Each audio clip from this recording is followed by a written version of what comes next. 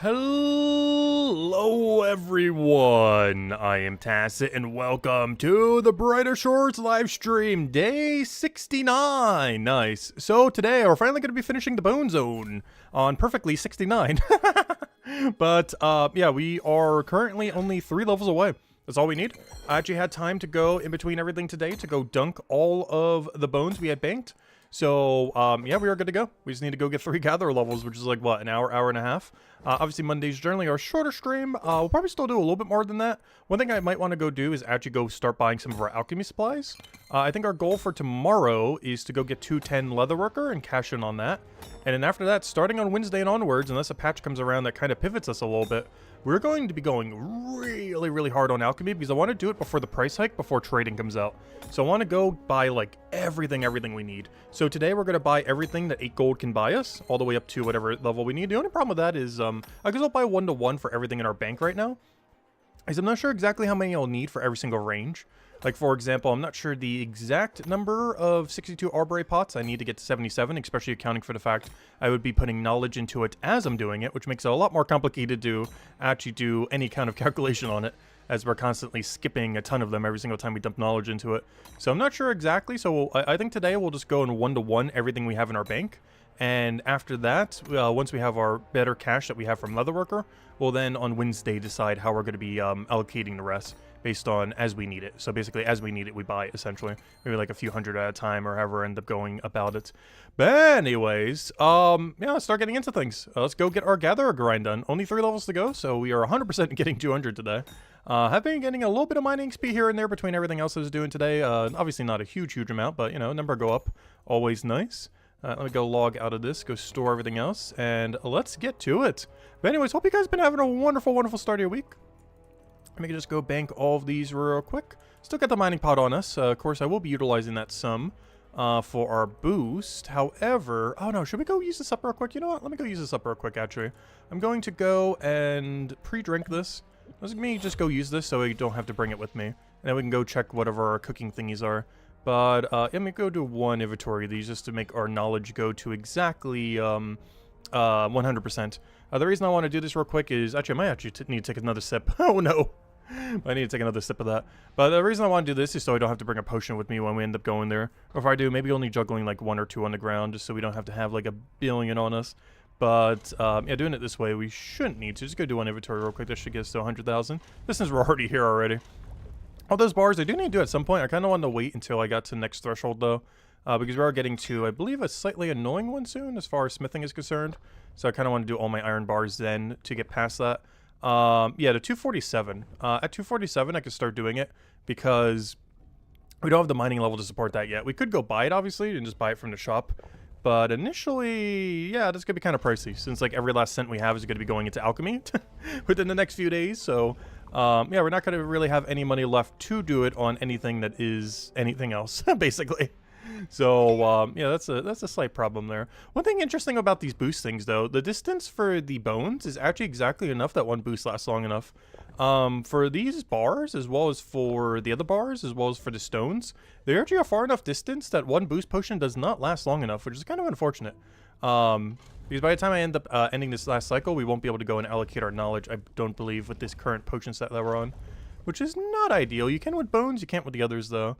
The EXP might come in time, but the be able to use your knowledge after doesn't come in time like it does with bone, right? I don't know, maybe it does, let's see. It's not that much further of a walk, so if we're really absurdly quick with it, we might be able to get it. Let's see, about to find out. It's going to be really tight. Yeah, you're not going to make that. You're not going to make it. No! It works with bones, but the other ones are too far of a distance. Let's see, does he at least grab it in time, though? I don't think he does, no. He does not grab it in time. No! The 5% EXP! Alright, let's go drink this literally just for the 5% then. A little overkill, but, I don't know, I guess we could do a few more sets of bars then? I could do 3 more set of bars. We're going to do it this way, I guess. I wish there was an easier way to grab exactly that many, but actually, I guess there kind of is. Wait, 666. There we go. Perfect. Alright, let me go get our bone right. And since we already have the boost, might as well utilize it. And then we go and not do smithing. Just to go get our knowledge point down. And, of course, a bone right level. 186. There we go. 14 more to go. Unfortunately, obviously, today we will not have 200 bone right. That still needs to come in through, you know, knowledge. But we'll easily be able to do that when we do Leather Worker. We'll easily be able to do that when we do, you know, anything else in the entire game, as well as like AFK in the combat there, everything else. We should be good to go. But yeah, that's pretty much our game plan. Get 200 Gather today. Get 210 Leather Worker tomorrow to afford Alchemy. And then start Alchemy by Wednesday. And throughout it all, we'll probably be knowledging Bone Right all the way to the 200. Obviously, we do need to go finish that grind, but it will get done passively. We don't need to do any direct training to it other than whatever bones we collect today. I will be banking every single bone we do from the 197 to 200 grind. It's not that much. All we have to do is specifically this Goat Horn. It's not convenient to bank, however, it will be our first tier 5 bone, so we'll kind of keep it around. Tier 5 here does go pretty deep. Let me actually double check on Bone Right. I forget exactly how far it goes on this Bone Right item because I'm not as familiar with the Bone Right objects. But I know for sure 198 is definitely an object that it takes. So if we were to go and compare that to how far we can go, it actually goes decently deep. It goes all the way to level 360. So the bones that we're collecting today goes all the way up to a 360 shield upgrade if we ever need it in the future. That's pretty good, given that the highest we can make is 260 in the foreseeable future. Given that I don't plan to get Bone Right too much higher than 200, at least immediately. Down the line, obviously we might, but at least in the near future we won't be. But anyways, hope you guys have been having a wonderful start of your week. Let's go and, yeah, let's go head over there. Let's go get this rolling. Alright, get this over, get a sip of water.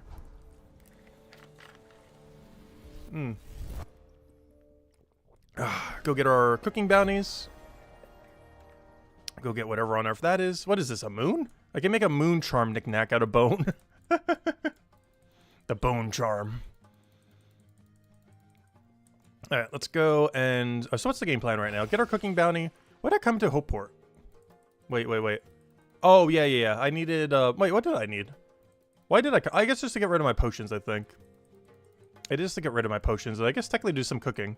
As we do have a couple sandwiches, so I'm just going to do a whole thing of sandwiches and see what we could turn in. And should be good to go. I was going to get rid of all that now that we have a nice clean bar. Go and grab, I guess, a full inventory of bacon sandwich. Slowly but surely, every time I go into that room, I go do a whole inventory of cook. And then, ideally, but between that and the bounties, we will eventually be at a level that isn't 0. Well, technically 2 zeros, with a 1 in front of it. But, yeah, we gotta go improve that. It's still really, really low. Of course, we're only, like, what, halfway, technically? I guess technically less than that. I don't know, 110 would kind of be halfway. It depends how you consider the first 20 levels. Because obviously the first 20 levels are really easy compared to every other level. It's not really that comparable to say we're halfway at 100.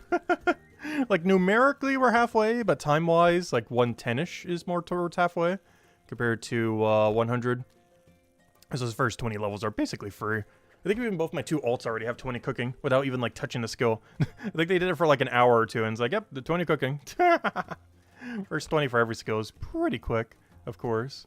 Ah, Chino's still here. Gosh, he's gained so many levels since then. He's really been on that grind, because I hit 2,500 around the time he hit 3,000. And he already has gotten, like, 26 more levels than me in that time. So he's been on that grind. I don't think he's only been doing cooking, though. He's kind of been switching it up here and there. But I feel like every time I come here, he's around. Oh, yeah, the cooking bounty thing. Did I just miss the other timer? That's not too big a deal, though, because we already have so many of them. I was so prioritizing cooking the food that I might have actually skipped the one board there. Also, Jas is still here. How close is he to maxing? Because I feel like I always see him cooking here. Oh, no! We finally got down a rank. We're rank 20. Okay, say goodbye to top 20, by the way. Starting tomorrow, we're probably no longer top 20. RIP. Oh no, that's what happens when you don't play like 12 hours plus a day. We're losing all of our ranks. I think so far in total today, between everything else, just being in and out all day, I think I've only played for like 3 hours today. And the stream's probably going for about 2-ish hours. So by the end of the day, we're only going to be at like 8 hours, if that. A lot of sandwiches. How many of these can I turn in for free? I'm so tempted to just scrap one of these like really annoying ones. But I won't be able to turn in all of them, but I just don't want to have to come back here again is the thing. I guess I got rid of the 6-hooked hand in favor of the scrap merchant. I know that's kind of weird doing the 10 there, but we already have like so many of them. So I don't really mind doing that. Because I just want to get all the bacon sandwiches good to go. And just try to allocate all the smaller ones other than the Invincible one. Because I think we could do that ending on Big Sheen then. I think that's fine. Give me that. Give me that. Can I do that with how many I have? Let's do some math. 4, 4, 3. Yes. And I'll have 1 spear. So let me go and sell that. Let me just double check that math is mathed. We got 8, we got 3, we got, yep, math is mathed. Alright, let's go turn these in. I might as well get a 5% pot while we're over here. Maybe even grab a mining one just so we could juggle the singular one, but not a whole stack. Even that singular one. Oh no, I kind of don't want to bother bringing it with me. Just come all the way back here. I don't know, I guess I will bring one singular potion and set up a timer for it. And just make sure that one singular potion doesn't die on us. Alright, give me one of these, and give me one of the mining boost potion, which we will need for our bone, right? And there we go. Alright, anything else? That should be good to go. Alright, let's go turn these in. So what are the 3 we're turning in? We are turning in these 3. So Big Sheen, Captain, and Hairdresser. So I'll do Hairdresser, then Captain, or sorry, Hairdresser, then Sheen. Which is it better to telly back? I don't know, Hairdresser's pretty close. Yeah, I'm not going to telly back then. Let's go to Sheen and then telly back. Alright, obviously we know what he wants. He wants sandwich. It's the only thing we have. Got a little bit of sandwich, and sandwich today. Luckily we're back at least one super easy task. It's really good whenever you have one of these because they're always so free to turn in regardless of what number you have because you will never lose money on them. Even if it says to go turn in like 9 or 10, it's like, oh, yep, we're good to go. Alright, let me go to Big Sheen over here, and then we'll go turn in at the teleport location to the Captain. We'll eventually have more lore whenever we finally go and get to Chapter 5. Ooh, level 3. We got a new player on our hand. Alright, here we go, Big Sheen. Have your bacon sandwich. Enjoy. A lot of new players today. Alright, let's go over to Hopeport. Go turn this into... Oh, wait, did I forget one? Oh, no, Quartermaster's over there as well. Forgot we're turning in a double here. Not just to her, but also to the Quartermaster. Alright, here we go. Oh, it even says Captain on our plaque. That's funny. Oh, here you go. Have a sandwich. And then we turn it on Quartermaster. I don't think we have any junk to go hand into him, though. Also, are we just going to be teasing the bar again? Oh, no. I don't think we're going to get all the way. Come on, come on. Come on. No! Oh, we'll worry about that later. That's a later issue. Anyways, let's go to our main goal. Hope for our Snorf? I think Hope for our Snorf is slightly quicker. Which I'm not sure when it comes all the way to top left over there. But I'm pretty sure this is slightly quicker than the alternative. Not by much, though. Oh, wait, one of my ventures is ready. Wait. I know exactly what I'm using this 5% for. Wait. Hold the presses, hold the presses. Wait. Before we do anything. Oh, I guess we're not using this on bone, right? Change of plan. Hold. Gotta use this on our daily. For any of you that don't know, the last patch they did, it kind of got overshadowed by the combat rework proposal. However, the most recent patch that's been added to the game does allow you to use boost pots now on your passive activities. It wasn't like that for 2 months, but now you can. So if you haven't been, make sure to be doing so, as it's quite a bit of a boost compared to how much you would normally get, especially if it's around your level range. Like, I'm level 237 mining, and this is almost going to be like a level. Like, it looks like we need a 1/4 of a bar, but this is going to be like half of that 1/4. Look how much XP that is. Look at that. One more time, and we already get it. Next time I take this in 12 hours from now, or technically tomorrow morning, because I don't think I'll be up then. But when I take that tomorrow morning, boom, we're going to have 238 mining. And you get an extra 5% from that potion. Of course, you could use other potions, too. You don't have to use just a 5%. We will eventually have the 7% soon, since we're going to be doing that alchemy grind. So I should be able to start 7% boosting that soon, rather than just the 5%. Might not seem like much, 2%, but, you know, it adds up. Every 50 times you take it, you get one free, at least XP-wise. Resource-wise, it's still the same, of course. Speaking of ventures, I've been wanting to go get the other fishing venture. I hate having to take the detective one. Just not really doing much to our bar anymore. And after the changes that's going to be coming with the combat rework, Detective to 500 should be pretty free through raid dens.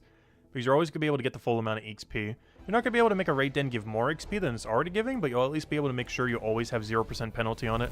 Whereas currently, you're constantly at like 10% penalty, 20% penalty, 30% penalty, sometimes even like 40-something% penalty. But starting next patch, you will always be at 0% penalty. The actual XP rate that you're getting is not going to change, like the XP that you're getting per clear. However, you're not going to have any penalty, so technically it is increasing. Like, it's not going any higher, but you're not going to be penalized, so it's not going any lower. So it's going higher because it's not lower anymore, essentially. Also, I really wish they would add a quest that adds a second venture to Mind of Matubin. I would love if we had one. I'm not sure which one they would do it for, though. Because whatever one they do it for will be biased compared to the other 3. Since if Bone Right gets it, then Smithing Stonemason doesn't. And vice versa. Anyways, now we can go teleport over there. Oh, perfect timing, actually. That's way better than if it was done in between. Alright, let's go roll out.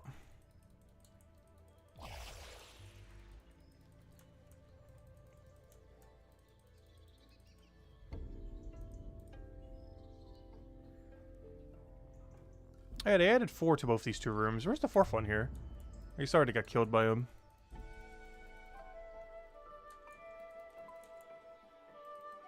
These are the oak trees we gotta go do at some point. I haven't actually done this yet. I don't even have the first time bonus on the oak tree. I've been waiting to do the grind. We're at the point where I could do both. You do oak at 76 woodcutting and 72 carpentry. We're at the exact level range that you would do it. I just haven't done it yet. Alright, let the boning commence. And this will be the final one we ever need to do. For a long while. There it is, the long goatborn. Oh, hello, Mad Hatter. Welcome, welcome. And we're getting 3,872 with no boost. That's nice. I will be banking every last one of them, so we are going to be going the wide walk everywhere method, rather than just camping the north room. As I will be banking every bone from 197 to 200. I won't be doing that post 200 most likely, but at least from 197 to 200 I will be. And anything beyond that we'll worry about at a later time. At our later time, I'll probably just camp this room. Like maybe when we have the next yew tree upgrade. We'll do yew trees while doing these bones on the ground. That way we can get wood cutting towards 200 while also getting some post 200 gatherer. As at some point we do need to do post 200 gatherer. The most noteworthy resource is our best in slot boost potion for Crown Knight is at 148 gatherer. That's probably the most relevant thing. That and 280 bone spike.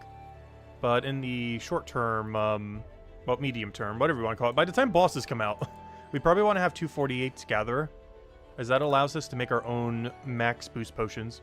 So in case the market's like really expensive on them, or it's just hard to find someone to source them from, yeah, we're gonna need that.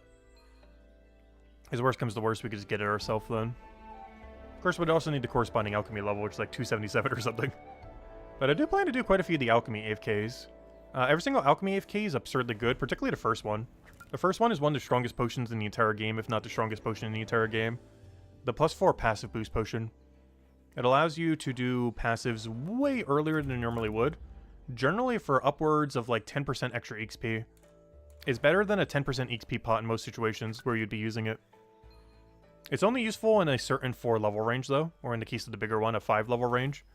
But when you are in that level range for a given skill, the amount of extra XP you get is so absurdly high.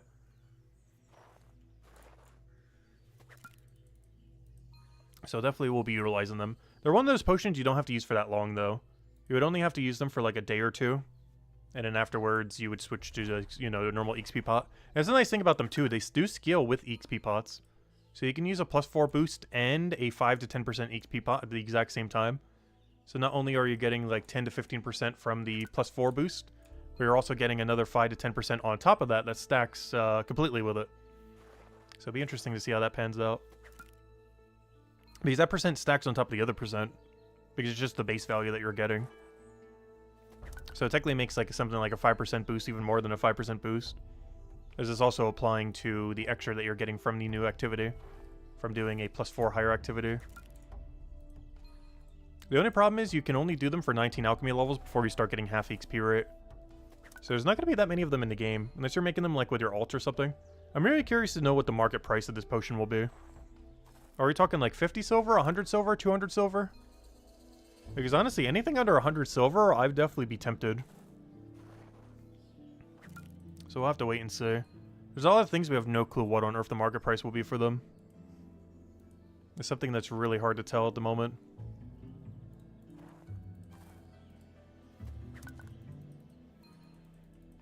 Because the market price is whatever people are willing to pay when it comes to potions generally. Like some other things is a bit more obvious what it'll be for. Like smithing and some carpentry supplies and woodcutting supplies and stuff like that. For the most part, we know like generally where they'll probably fall. The price hike will probably give a better idea of it too, once that is in place. But potions, they're worth like literally anything people are willing to pay. Like, the range of them is absurdly high.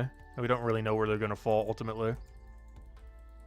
Because supply is deliberately low to encourage multiple people kind of feeding into the economy with it. So demand, if it's high on something with a low supply, you never know how high it could go. I think the funniest one will probably be Stonewall Hill XP pots. Because to be able to make the really good ones, you need basically max alchemy at 470 and 490. It's one of the reasons I plan on making so many at 158. Because around the time when Chapter 5 comes out, there is going to be like a absurdly infinite demand for these things. Yet, if you only make them naturally from 158 to 164, you're only going to have like a couple hundred of them or something. Maybe, let's say 1,000. Let's say at most 1,000. You only have 1,000. You know how quick you could use 1,000 if you're chugging them 30 times a minute? I mean, 30 times an hour?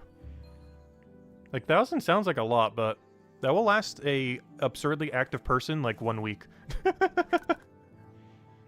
Maybe even less than a week. I start only using it on knowledge points, which case it would last them quite a while. If they're just chugging those things down, that's like 1 week of gameplay in Chapter 5.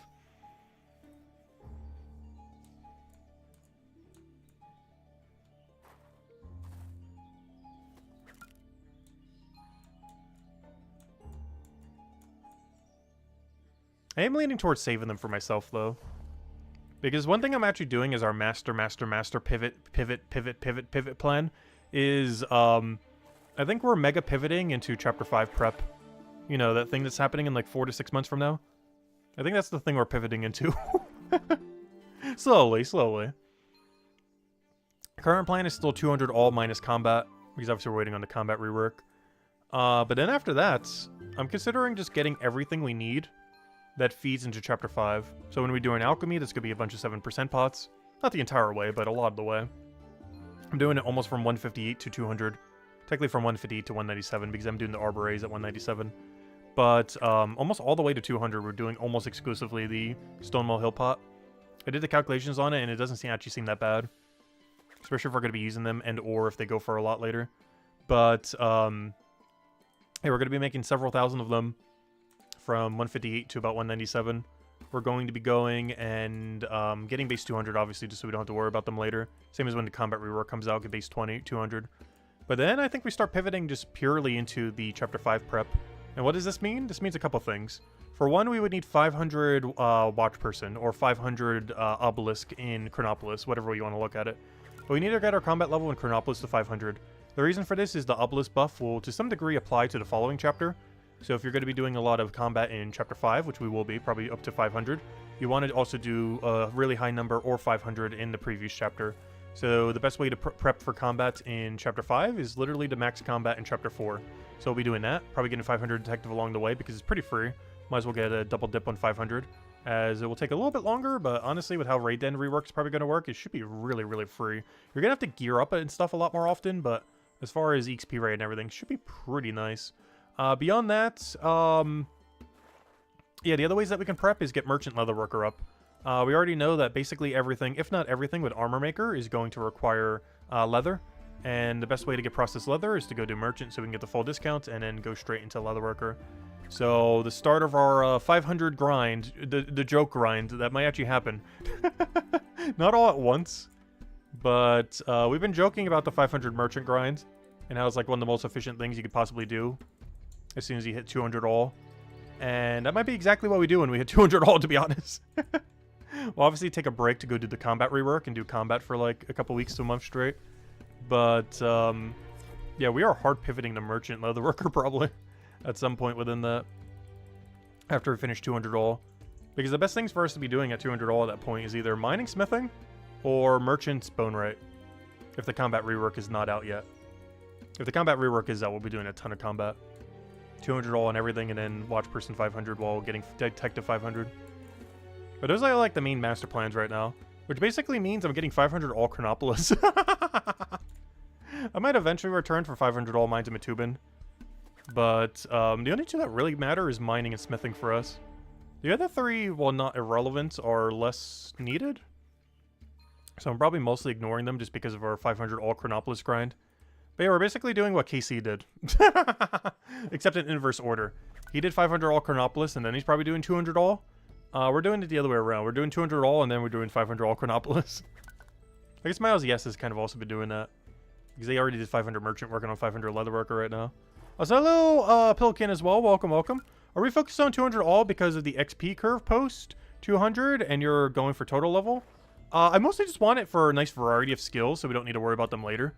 Getting 200 in every single skill gives you most of the utility of every single skill for the most part, as well as future content, because we know that they're going to be adding raids and stuff like that in the future, and they have already mentioned that it will pull from a lot of skills.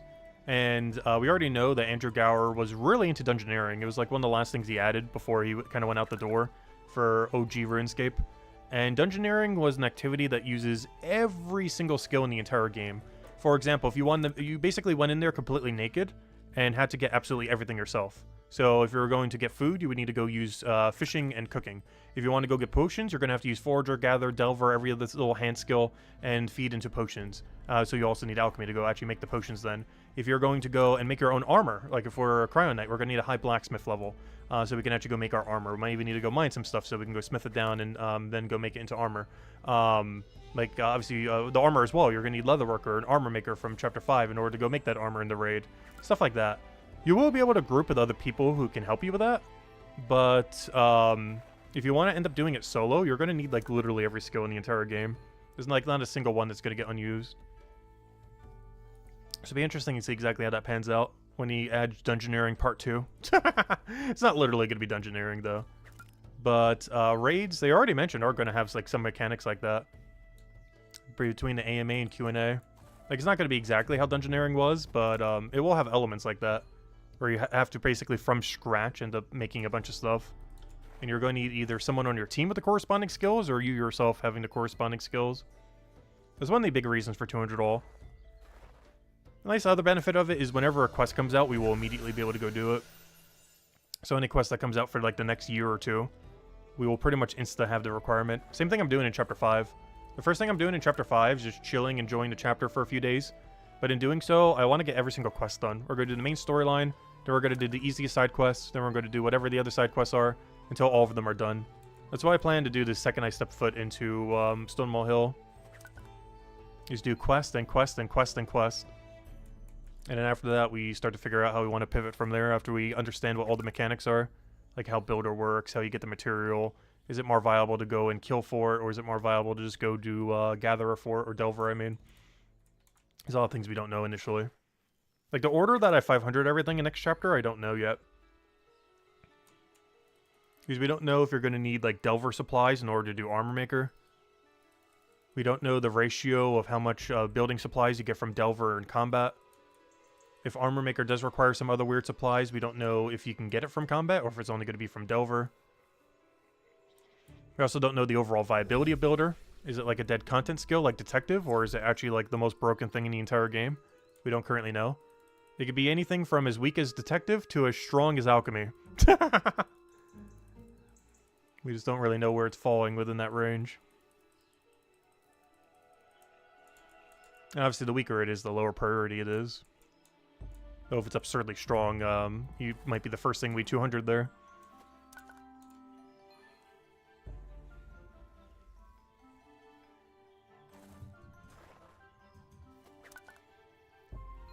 Alright, 2.5 levels to go.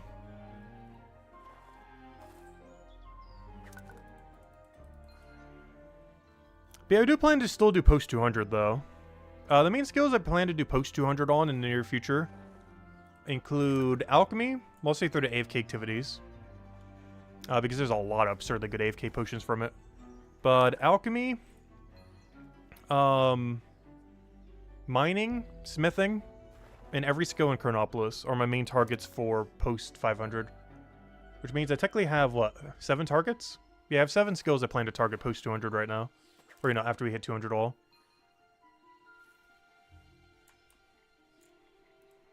But yeah, Alchemy, mostly through getting the AFK pots, so we can use on other AFKs. Mining and smithing, because armor and weapons. Mostly weapons, obviously, in the short term. But will likely also be utilized for armor to some degree. 500 Watch Person, because we need it for 500 Shield Breaker in Chapter 5. 500 detective, because you get it basically for free or almost for free while doing 500 watch person, so might as well do them both at once. 500 merchant, so we could actually do the 500 leather worker, and 500 leather worker, so we can actually support 500 armor when we get to it. We will have access to trading and everything by then, but still, I still want to be able to source my own everything. It's still really important to me. Even if we have trading, I still want to be able to source it, in case the market's just not there. Like if the market wants too much of it, or if there's just not enough supply in the market. Because, of course, as resources are used, they just get deleted from the market, and it's really popular for people to just drop everything they have. I've actually been banking most of the things I get, like we are right now with these bones. A lot of people doing, like, exactly what we're doing right now, they'll just be dropping them to the ground, these tier 5 bones, because it's better XP per hour. But we've been banking almost everything. Even some of the lower tier stuff, like tier 1, 2, 3, 4. Like, especially tier 5 and 6, we want to be banking every last one of them. They're just too valuable. Especially after the price hike. They did confirm they're price hiking all shops after trading comes out. And it should affect you even if you're staying in Iron Man. Even if you plan to stay self-sufficient, the shops are probably still increasing for everyone. Otherwise, the meta would be to just buy everything up from shops while you're in Iron Man and then sell them to non-Iron Man. So they're going to have to raise the price for everyone. Even if you're not enabling trading.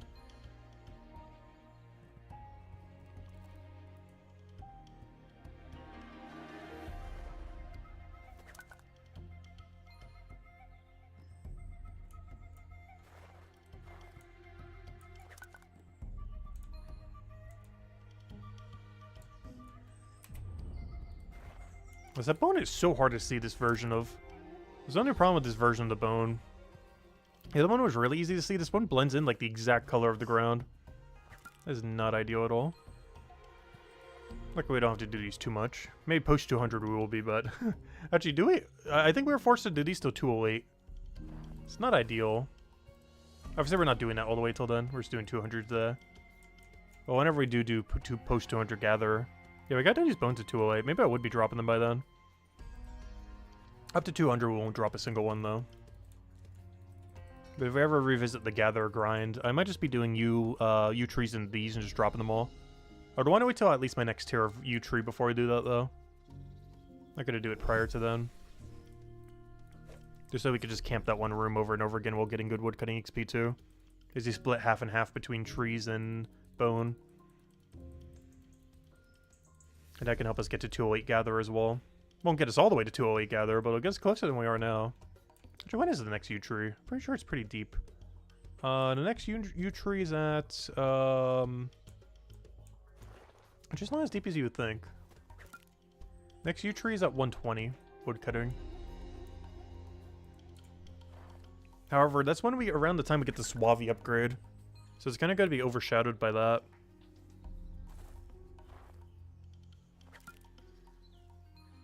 I just realized it's almost double the XP compared to a bone spike. Kind of crazy after just like 30 something levels is already like 2 times the XP rate.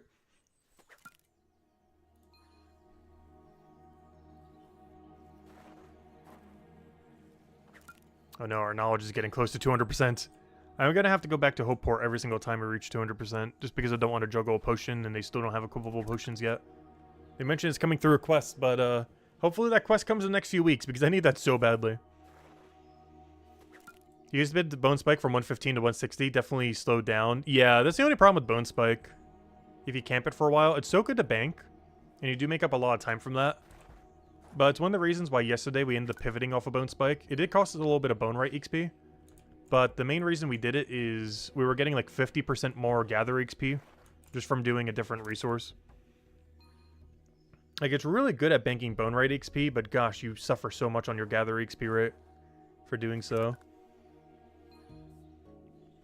And sometimes it's not worth the hit. Especially post 200, you pretty much always have to move to your next activity. There's one thing that's quite a bit different about post 200. Pre 200, you can kind of get away with it a little bit. But post 200, you're almost forced to always go to whatever your next best one is, unless it's like a billion miles from a bank. In which case, you could also just drop it. I haven't been doing that much Carbonese instead of Iron Ore. But that's just because Carbonese is 10,000 miles from a bank, and Iron Ore is like a few tiles away.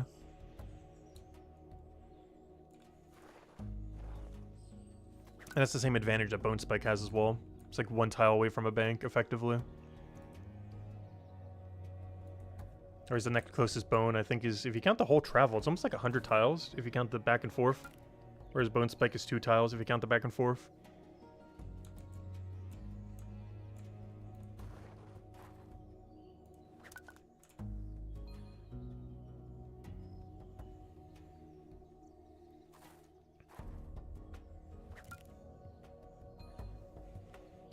But yeah, the alchemy pivot's definitely coming. Because I'm concerned that trading's coming in like 2 weeks from now. There's been no confirmation on this, but I'm almost 100% certain they're going to try to push for trading by the end of the month. Which means you got 2 weeks before the price hike. So if you want to do anything from a shop, now's the time to start planning. Because it could drop like literally tomorrow, being like, oh, all the shops are like 50% more expensive now. We don't know how much of the price hike's going to be though. Could be a few percent.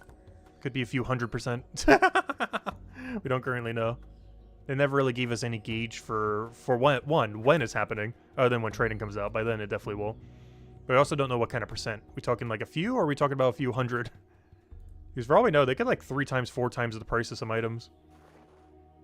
Realistically, I assume most will be in a 5 to 40% range in increase. But they have not specified at all what the numbers are. So if you have anything you want to spend a bunch of coins on, not enchantment-wise, but like spend at store-wise, 100% advise doing it within the next few weeks. The earlier the better. That's why we're doing our alchemy grind starting Wednesday. I'll even be buying some of those supplies today once we hit 200 Gatherer. Not all of it, because we don't have all the money we need yet. But I'm going to be spending all 8 of our gold right now. Or not now, but in about an hour from now. Whenever that number says 200. But after we have 200 Gather, I'm spending every last gold piece we have. And just saving a few hundred silver so I can run Leatherworker. On alchemy supplies. I'm first going to start by 1-to-1ing everything in my bank. And after I've 1-to-1 to my banked, I will go and figure out what we need from there. Starting from the lowest level and working our way up. Because where's this bone? Gosh, I hate that people can fight bears in this room. It's probably the most annoying room to do gather in the entire game. Azalunda! Yes, day 69. Unfortunately, it's on a shorter stream. But I was saving the finishing of the bone zone for 69. It just felt right. Because after today, we never need to do anything bone related for probably another year or two. Unless Bone Right gets some kind of absurd functionality that's absurdly good for, like, Builder or something. We know we can make cement, but we don't know if it's going to have any other tie-in. But unless Bone Right is, like, half the Builder skill, I'm pretty sure I'm not training Bone Right again for at least another year or two. Unless something comes up that just really makes us have to. Because the only thing I plan to do in Mines of Matubin, other than 200 Mine Fighter once Combat Rework comes out, after we do 200 the other two, is to go get 500 Mining and Smithing. Beyond that, I don't really plan to do much else in Mines of Matubin. Just 500 Mining and Smithing down the line.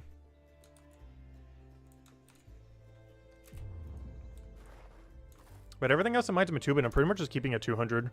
Unless it becomes a dire need to go increase it beyond 200. At least in the foreseeable future. There's so many other skills we need to be training. And if I'm going to be doing anything in Mines of Matubin, it's going to be Mining Smithing. Which will make it so we deprioritize the other 3. Or the other 2.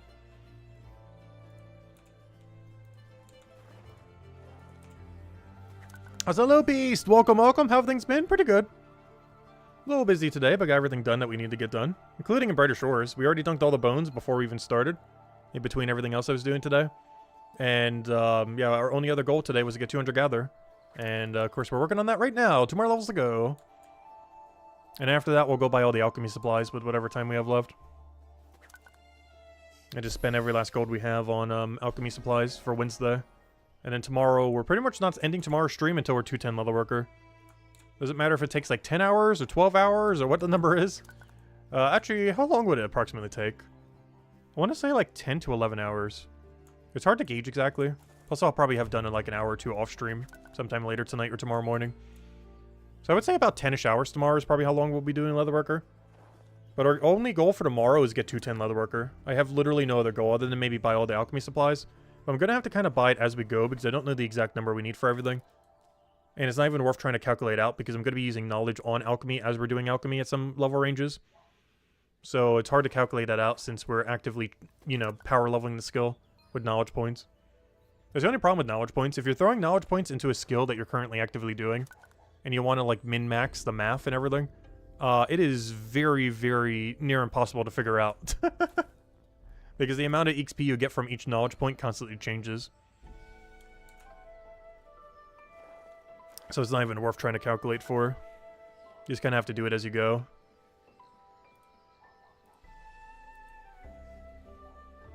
You saw me at the tannery earlier? Yeah, I was doing some last night, I believe.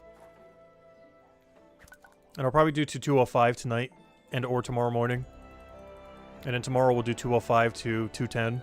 And tomorrow's stream does not end without 210 Leatherworker. And ideally we'll also have time to go spend all of our money that we make tomorrow as well. And just dump it all into alchemy supplies. But I might just save most of it so we can use it as we go. I highly doubt he's going to nerf the shops on Wednesday.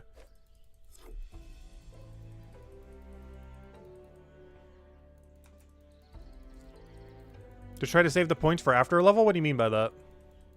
Save the points for after a level? Well, you still have to calculate it out weirdly, though. It's mostly only a problem for production skills. Because if you try calculating out the exact number of something you need, it can drastically change. Depending on when you use the knowledge points. Or if you even use knowledge points at all. Like, if you don't use knowledge points, it's easy to calculate for. The problem is if you're doing a production skill while also dumping knowledge into it. It becomes way too annoying to calculate for, so you might as well not even bother. Just kind of guesstimate as you go. The only way you could pre-calculate a production skill is if you don't throw knowledge into it as you're doing it. But we will be for alchemy. At least for most level ranges, not all of them though. Particularly the Stonewall Hill range. Because I'm basically doing a level 158 potion all the way till 197. So in this dead range right over here, I'm definitely going to have to be doing a ton of knowledge into it. Even though I want a lot of that potion, our XP rate's going to be pretty low. Compared to some of the potions we can be making around that range. It'll be worth it for the Stonewall Hill potions though. I feel like they're the most valuable thing in that entire range as well. Because most people aren't going to make more than like 1,000 or less. And we're going to have almost like a 5-digit number. We might legitimately have over like 10,000 of them or something. Something absurdly high.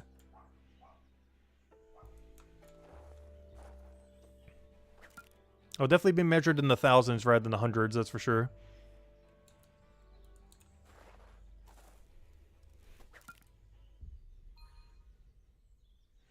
UK Pete Stonemason all the way to 200. Plan on doing the same with Bonewright and Blacksmith. Oh gosh, that's gonna take a while. In all fairness, I did do it a lot for Blacksmith. Even though obviously we offset it with mining. Same as how we did Gather for Bonewright. You still, regardless of how you do it, have to dump a lot of knowledge into them. Because getting 200 Gather does not get you 200 Bonewright. Getting 200 Miner does not get you 200 Blacksmith nor 200 Stonemason. You're always gonna have to do some amount of knowledge. And or buying other resources from other players at a shop.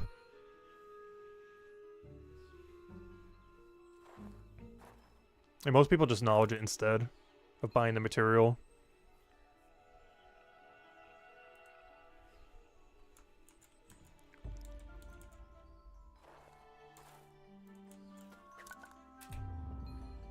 Cause hey, how much these bones just camouflage with everything? Oh, never mind. They haven't respawned yet. I'm like, where's my bone? Trying to find a bone that doesn't exist. No wonder why they were hiding so well. It's because they didn't respawn yet. I was like doing the thing because like, wait, where are they? It's because they haven't respawned yet. I really wish the sense spell would allow you to see dead nodes. As well as queue dead nodes. But more so just be able to see them. It works really good for every gathering skill since you can know where the node is. Like obviously eventually you know exactly where they are. But it'd be nice if the game told you, rather than just have to memorize it.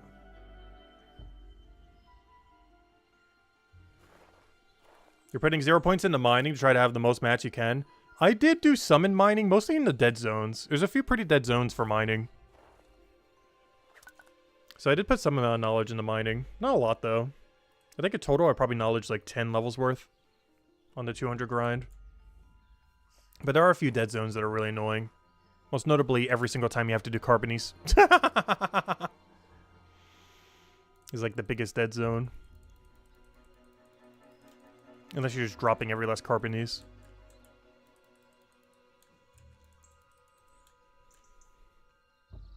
But if you're banking, it is the slowest mining XP of any node.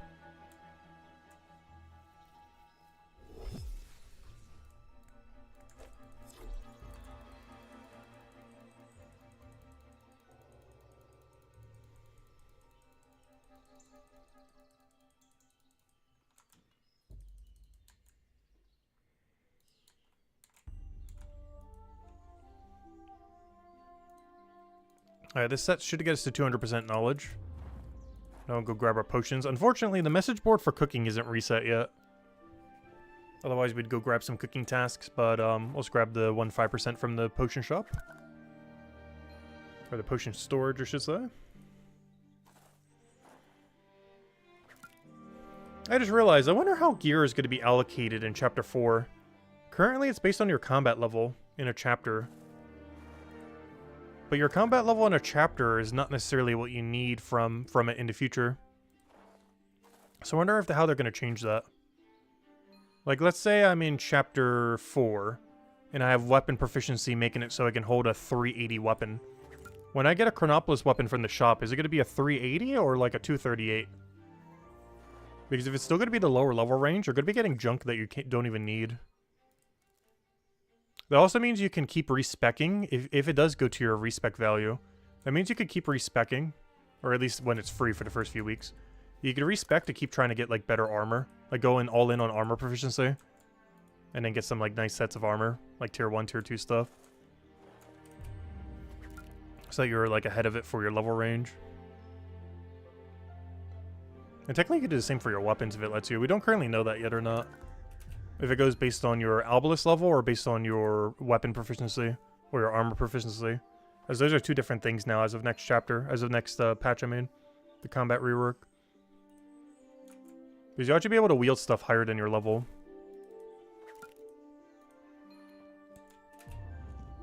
Potentially way higher depending on how weapon proficiency actually works. Which will be the main one you obviously go into. I got 238. We might be able to wield like a 400 weapon. Whereas right now the best you could wield is a 238 weapon. It definitely gives a lot more value to high tier weapons, that's for sure. Like the price of 500s are going to skyrocket. Not that there's even a market yet. But they're going to be so actually useful. Whereas before they were kind of a joke weapon. Because why would you need a 500 weapon when at 500 combat? If you stop getting XP at that point. But the changes that they made is actually going to make them really relevant. Because you might be able to go and wield one as low as like level 350 or 400. You might be able to wield a 500 weapon. So you're actually going to be able to use a 500 way before you actually hit 500. It'll cost you armor proficiency and a bunch of other perks that you won't be able to get. But it'll make up for it in just pure damage that you'll have from your weapon. He's got a new legendary weapon. You now hit like a noodle. It could be that you were using a slow hitting weapon before, and now you're using a fast hitting weapon.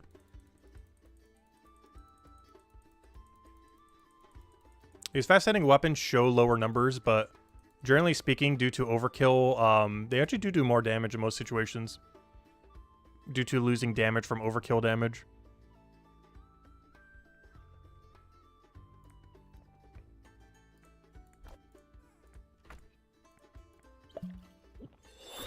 Like, if you have two same strength weapons, it's almost always better to use a quicker hitting one than a slower hitting one. The only exception to this will probably be PvP. But not counting PVM, or not counting PvP, in all PVM situations, it's almost always going to be better. If not always, unless they have like some kind of flat mitigation. But unless they have some kind of like flat super armor or something, where they have just like mitigation per hit of exact number rather than a percent. Unless that's a thing that gets added to some bosses or something. Quicker attack speed is always going to be better than slower attack speed in PVM. Unless they had flat armor. It's because you lose out on more DPS due to overkill damage with a slower hitting weapon.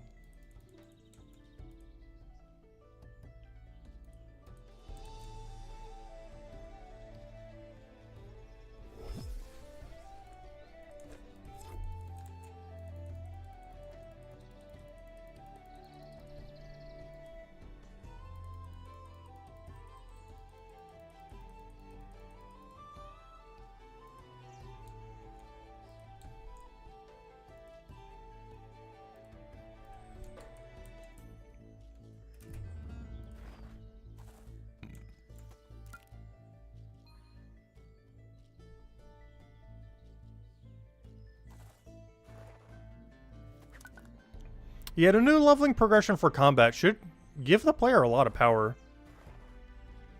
Like a broken amount of power. We don't know how balanced it's going to be, but I feel like the answer is going to be not. Like, they're probably going to refine it over time, obviously. But day one release of the combat rework is probably going to be the most unbalanced thing we've ever seen in this game. Until they nerf everything into the ground.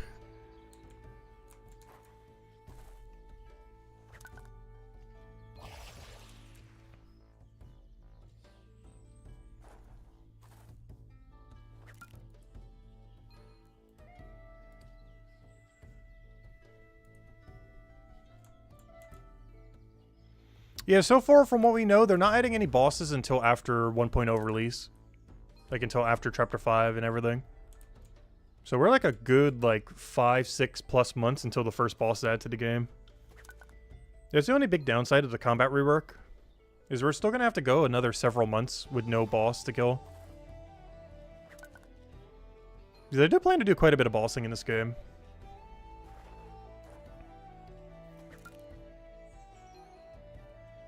And when PvP comes out, we'll probably do a lot of PvP too. I do plan to engage with everything. It's one of the reasons we will be enabling trading, so we can engage with trading as well. I plan to engage with every mechanic in the game.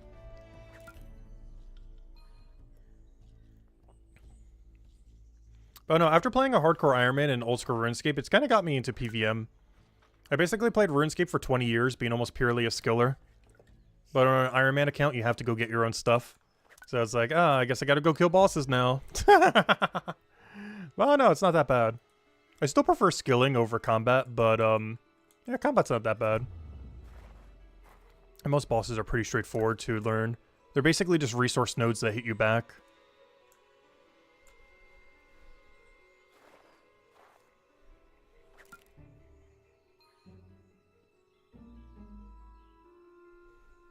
Yeah, we're halfway there. It's going pretty quick. Not even an hour in, plus everything else that we did.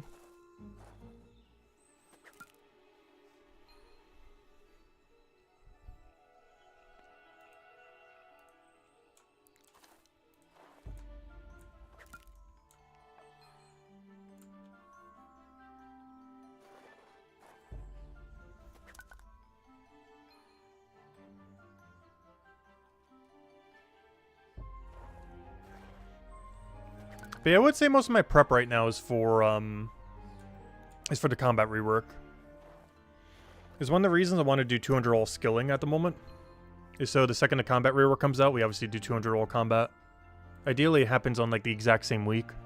Like we finish 200 all skilling on the exact same week that 200 all combat we'd have to go do. Or, you know, the combat rework. Because that'd be the most ideal scenario.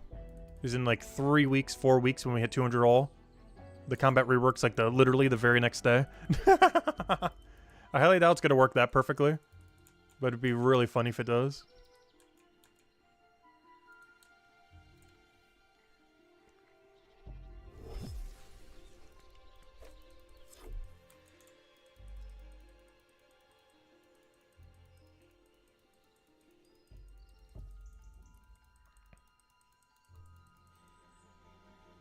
All you need is 80 fishing and you're done with Hopeport. 100, 210 guard, and then the rest 80. Nice.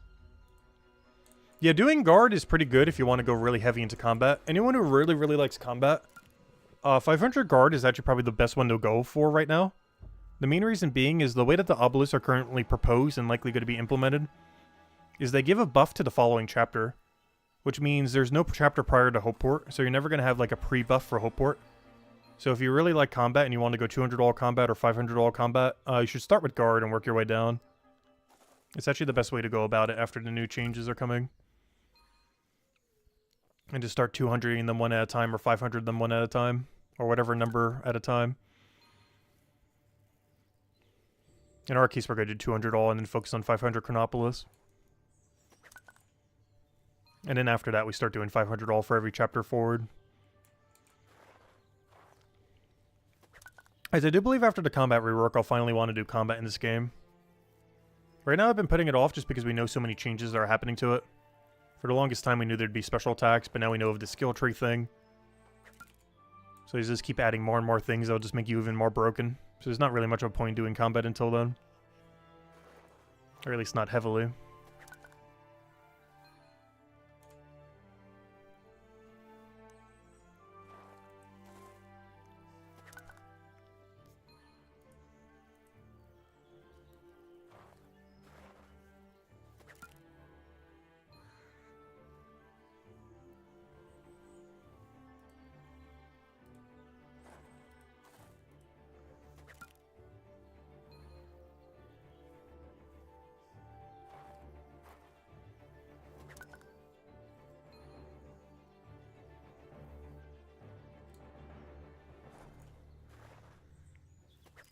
Alright, what permanent level do you need for this?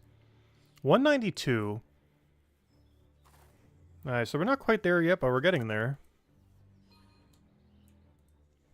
Because by the end of the stream, I'll have 187. By the end of today, I'll have like 188, 189, or 190. So by the end of tomorrow, we should have 192 bone rate to dunk all the bones we're getting now. That won't get us to 200, but it will get us closer. Oh, probably like 2-3 levels. I want to say 2. Kind of knowledge we get while doing it. It should give us 2 levels. Which means I gotta knowledge everything from 194 to 200 after these bones.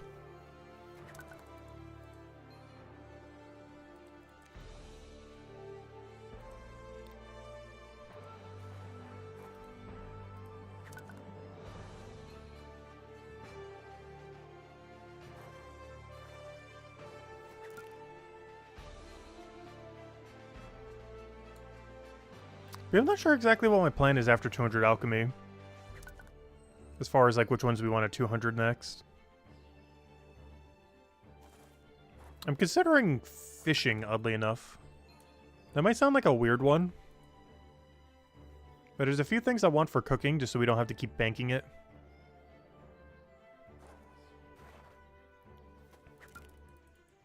And I also want to start running the fishing venture. Because it's better than running the detective venture at the moment. At least at my level range.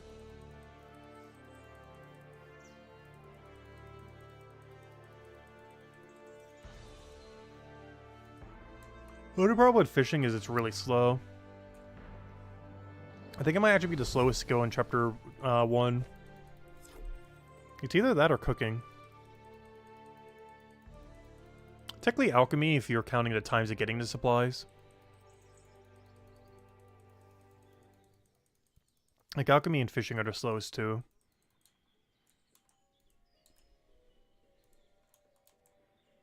Cooking isn't as long as you're doing it through contracts. If you're doing, like, contract-only cooking.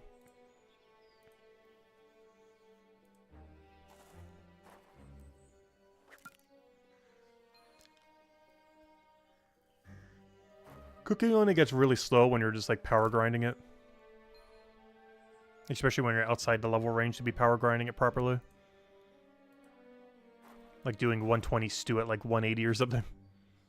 Actually, when do you get a buff after that? When's the next bacon sandwich? Because I know you don't get another stew. Yeah, until 170. So if you were making stews from 160 to 170, you're going in for a bad time. Because that's going to take you a very, very, very absurdly long time. If you want to try making stews all the way from 160 to 170.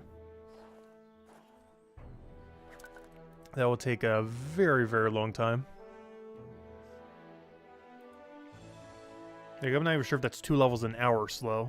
It is so slow.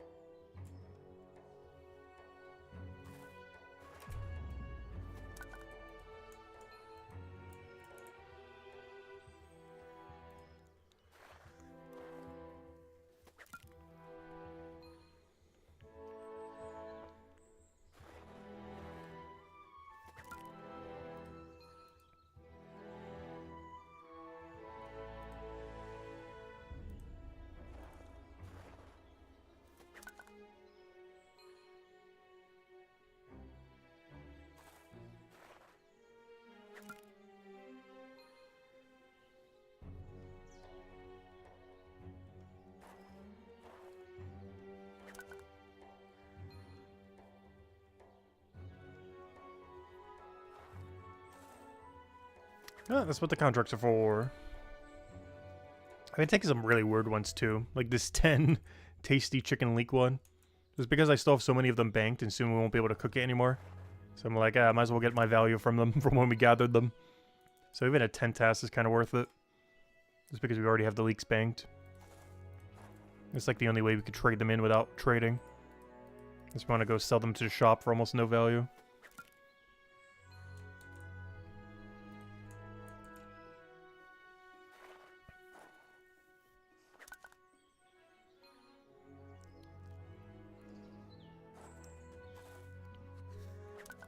Actually, does that happen with the other leek as well? How long do you have to do the 2-8 leek for? Oh, a little while. You gotta do it all the way to Clover.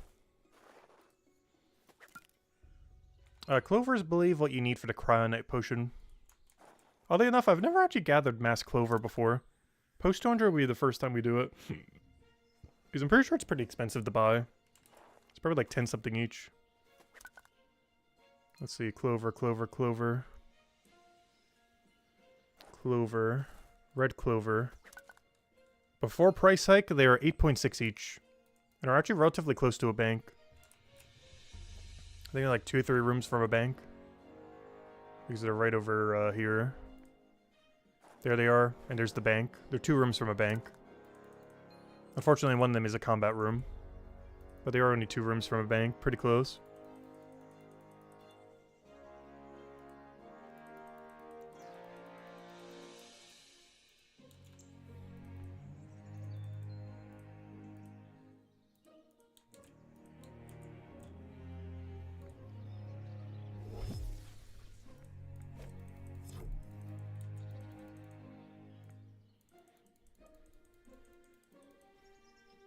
Actually, what's the task after that? Because I might just keep camping Clover.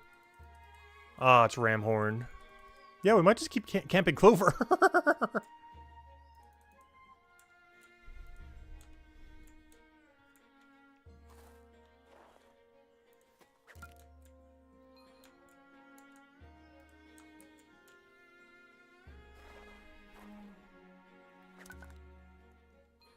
Because we're already going to have the Thistle from 248 to 280. Which is 32 levels. So we might as well do the other thing for 24 levels. Or just ignore Ramhorn even existing other than maybe a few hundred. That's later down the line though. But it's something to consider. Because that's where we get all of our plus 80 cryopots from. For all the non-existent bossing currently in the game. Before when it does come out. That's like the whole reason we gotta go train Gatherer in Alchemy. Beyond 200. Like that potion is pretty much like the reason. There's a few other reasons, but those are like the reason why we need to do it.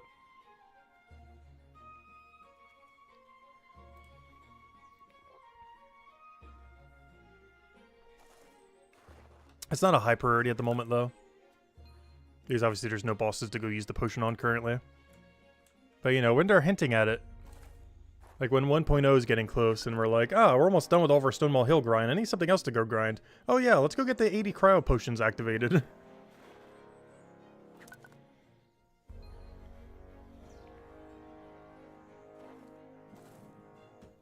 Gotta get the prayer pots ready.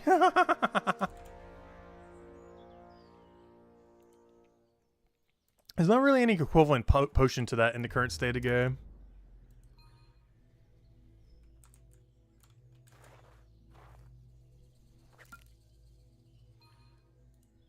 The closest thing overall would be a special attack pot. If they have that for whatever the special attack meter is. However on earth that's going to work when they come out. There's something we currently know like nothing about.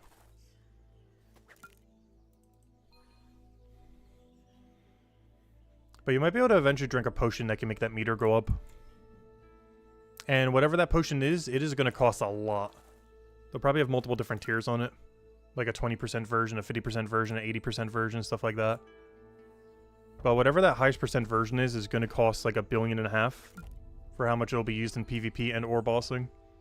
If they even add it to begin with in Alchemy Part 2. It's one of the potions on the list of Alchemy Part 2 potions I wish they would add. Aggro potions, so you can go anywhere and always have enemies attacking you without having to attack them back, so you can AFK for forever.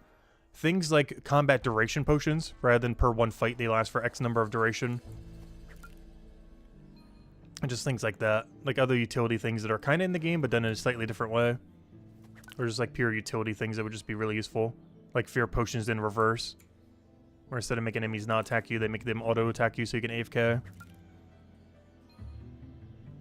I don't have to wait and see. But special attack potions are definitely like one of them in that category. There's something Old School RuneScape hasn't done yet. But they technically have indirectly because there's a spell that lets you do it. But there's not a potion that lets you do it.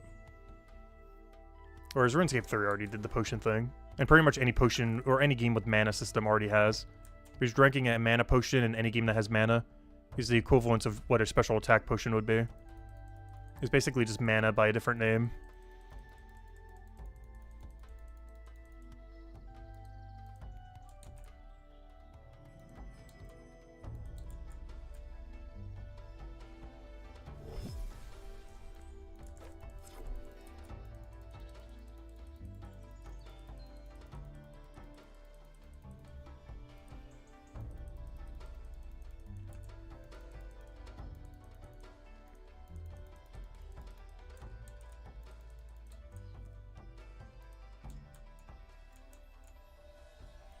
Yeah, those things would be outrageous, though. If there was a potion that could make you go 100% spec meter, that thing would cost over 100 silver each. Maybe even over 200 each. Like, they'd be so expensive.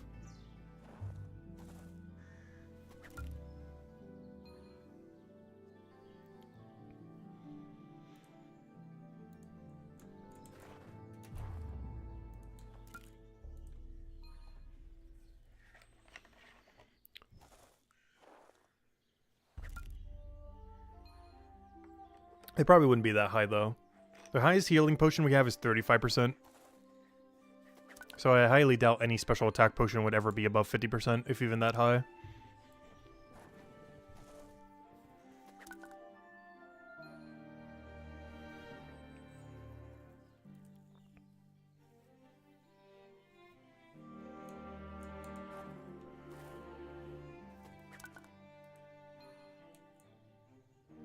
Oh, one level to go. Almost already at our goal.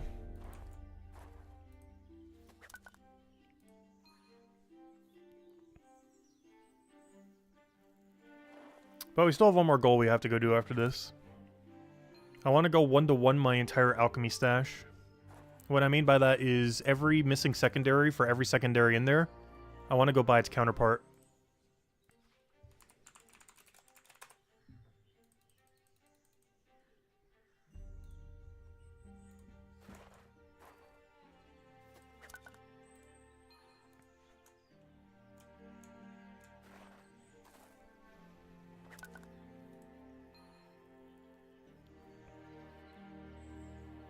But no, I don't think any potions that are currently in the game are going to get rebalanced. I'm pretty sure every potion that's currently in the game is going to stay exactly as is. I do believe they're going to add a second alchemy skill at some point, though. Otherwise, alchemy is going to become the most bloated skill to ever exist in this game. I'll have to wait and see. What did one guy say we saw hello to disappeared? Oh no.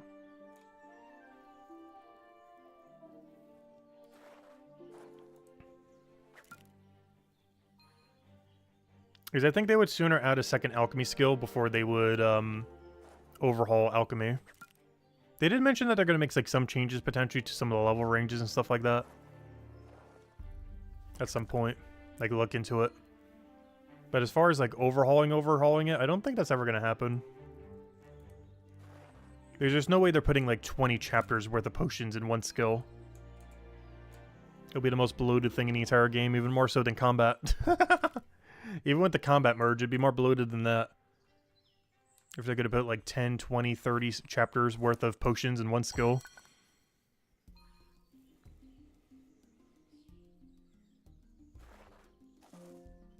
Oh no, I wouldn't say the potions are that bad in this game.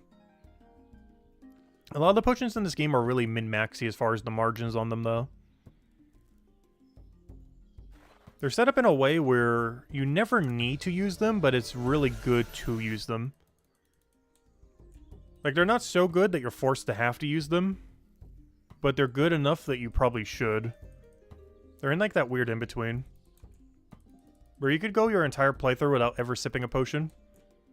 But if you want like that extra 5 to 10 to 15% extra min-max, you would be chugging them like every second you can. But they're not so much of a benefit that you feel like you have to use them always.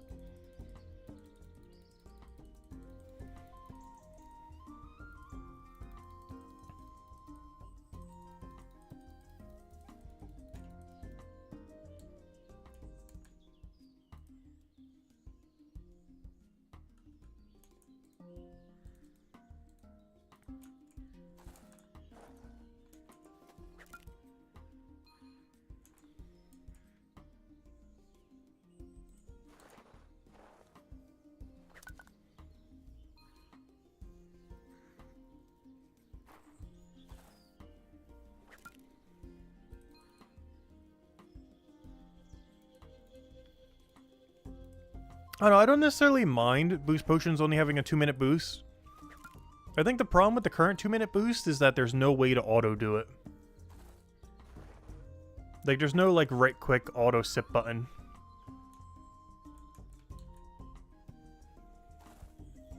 Because technically, if you could infinitely auto sip them, a stack of potions lasts for hours, even if there's still only a 2-minute boost.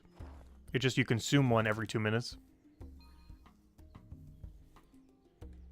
But I don't mind their timer staying 2 minutes. But they need a way to automatically be reconsumed. With no delay. That's the other thing too. Potion delay, at least for XP pots, are really annoying. I can understand them for combat pots. But fear pots and XP pots, and anything you use in the overworld, shouldn't really have a delay on it. Or at least if you're repotting it, it shouldn't. Maybe the very first one can, but every single one after that, if it's being repotted, should not have any delay at all.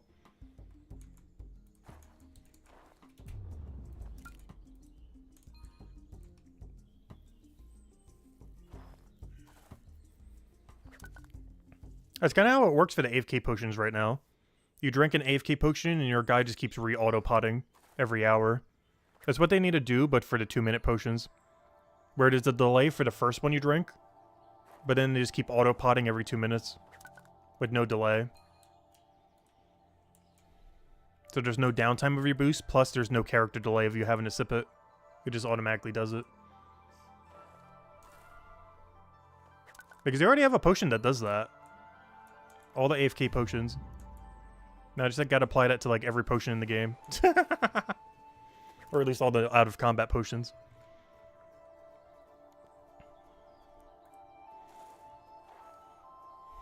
Does Wealth Pots work for combat? Wealth Pots only work on AFK combat. I'm not sure the exact threshold where they become worth it. It's either high 300 or low 400. They start just printing money. Not sure the exact level range, because I'm not at a level where you can do it yet.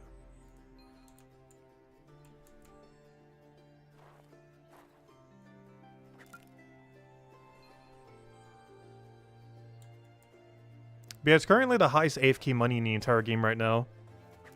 Using wealth potions on 480 combat AFK is the most money out of any passive in the entire game. By quite a margin. I think it's like 4 times better than the next best option.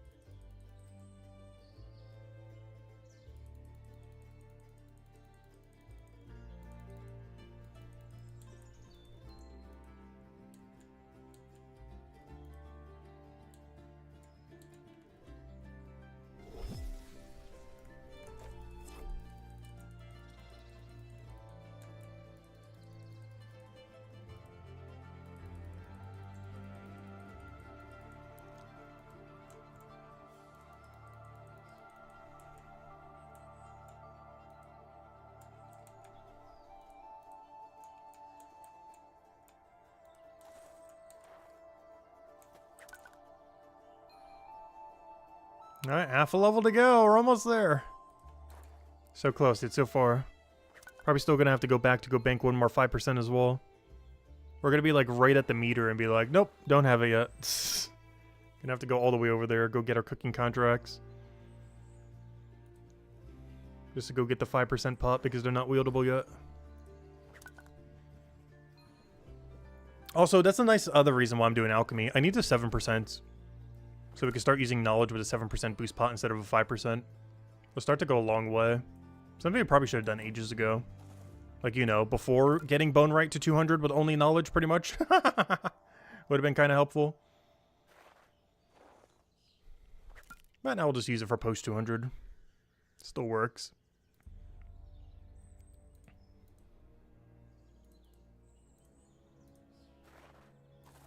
Effectively does the same thing.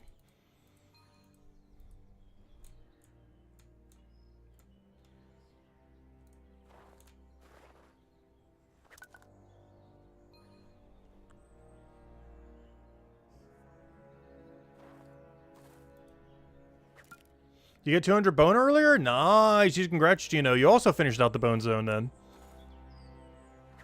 Yo, I have 200 gather today. We won't have 200 bone right today, but, you know, knowledge will just poke it a little bit over the next few days. And it should be good to go. What's kind of funny is the final level, I might be able to use a 7% pot on it. Because by then I'll probably have 131 alchemy.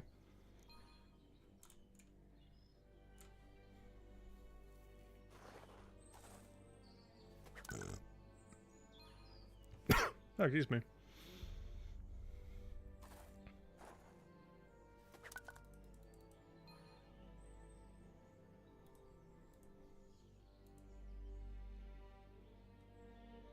But everyone keeps gaining levels so much more than me. Everyone needs to stop playing. Why is everyone playing so much? Stop. Our rank keeps going down. Like, any day I play for only like 8 hours, my rank just tanks like crazy. Like, I'm gonna play like a normalish amount today, and then it's like, oh, down 2 ranks. Whoops. But I don't plan to maintain top 20. We already have our goals, as long as the goals get done. What's the max gathering tools? Basically level 50. They do go higher than 50, but it's not realistic going higher than 50. And getting a level 50 is 15% extra.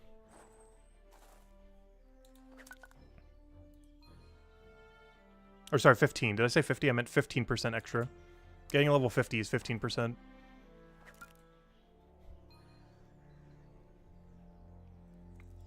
It is exceedingly expensive to go any further than that. So for all intents and purposes, 50 is max. They also made mention that for whatever reason, they're not buffing enchantments. Which means once you get 500 in a skill, a enchanted tool is pointless. Doesn't matter if you have a level 0 tool, or level 10, or 20, or 25, or 50, or 100.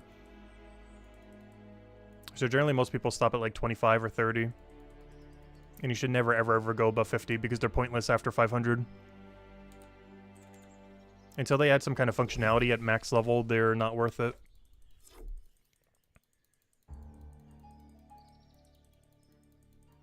But yeah, 25 is pseudo max and 50 is like technically max. 25 is like the realistic number you would get it to. 50 is like the highest you would go before you're insane for how much money you're going to waste for getting it further. Because at that point you might as well just invest in 7% XP pots or 8% XP pots or 10% XP pots. For how expensive it would be to go and get those levels on your tool. Because any levels you get on it are pointless after 500. At least currently until they buff it. But the most recent Q&A mentioned they're not buffing it for some reason. Which means they're going to be pointless for probably a couple years. Until they realize that they should probably do something with it once you hit level 500.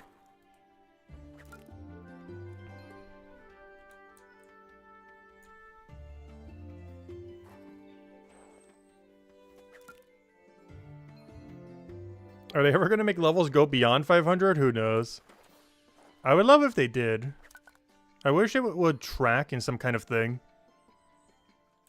Not necessarily like a prestige system, but like some kind of system where it tracks like over overcharge the XP. Not that there's any content above it, but it still like tracks it. Or sure, something like that. Because the XP doesn't go above 500. Once you hit 500, you start getting 0 XP for everything you do. You still get knowledge, but you don't get any XP. And I wish it still tracked the XP, because I'm not going to feel motivated to do any skilling beyond 500. Unless we absolutely need it, like smithing for, you know, an item or something. Like if we're making a tool we need and we already have 500 smithing.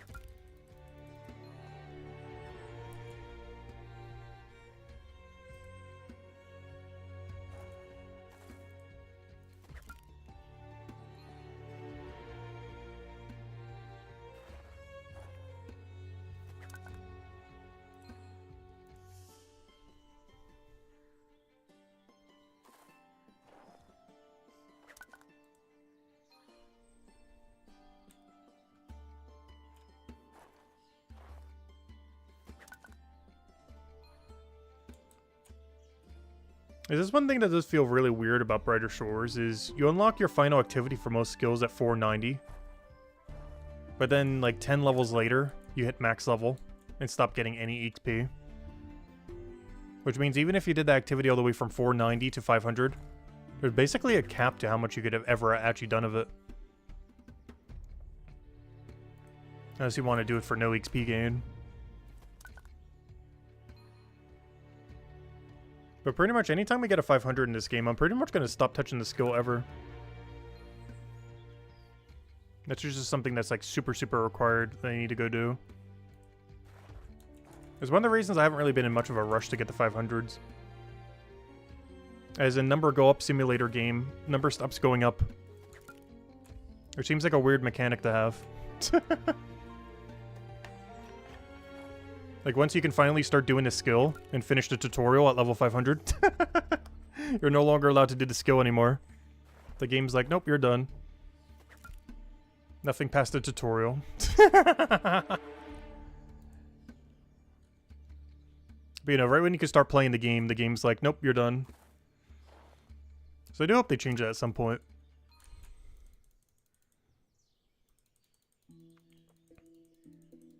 Especially if they add skill perks to 500 capes. Because those skill perks better be, like, absurdly good. If you're gonna get no XP after that. I am curious what they're gonna do for that, though. Like, what are some of the perks even gonna be? Nice title, thank you, Nathan. Yeah, it's stream number 69, and we're finishing the bone zone. We're almost done with our boning. And then we never need to touch another bone for a very long time. Probably years. Unless they had some reason why Cryo Knights need to go do bone right. But I guess I will need to when I do the Gatherer grind. Because Cryo Knights do need to go do the Gatherer grind above 200. Just not yet. Eventually, though.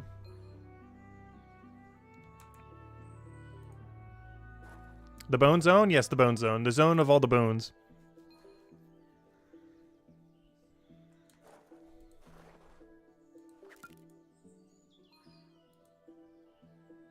The 169 stream. It's gonna be a while until then. Got another 100 days. Actually, next chapter might almost be out by then. Definitely the combat rework, trading, and one other big feature would be out by then.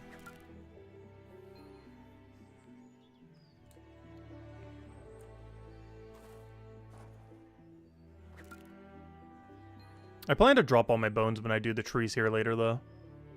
When I come back for bone spikes. From 200 to 208 Gatherer, I plan to drop every bone. And then probably bank all the leeks. And then 100% blank all the clovers is the whole reason why we were doing this. And then we see if we do some amount of ram horns or not. And then we bank every single thistle. And then after we're done with getting as many thistles as we have clovers, we stop doing it. And then if we ever need the true bone spike, the tier 5, we can go a little bit higher then, but... all we really need is Thistle at 248 down the line. No time soon. But that's our main bossing potion right there. Red Clover and the Thistle. The great part is, both of them are somewhat close to a bank, or at least the Clover is. Thistle a little bit more annoying to bank at the moment. But you can get 0 time woodcutting in while doing it, so it's not too bad.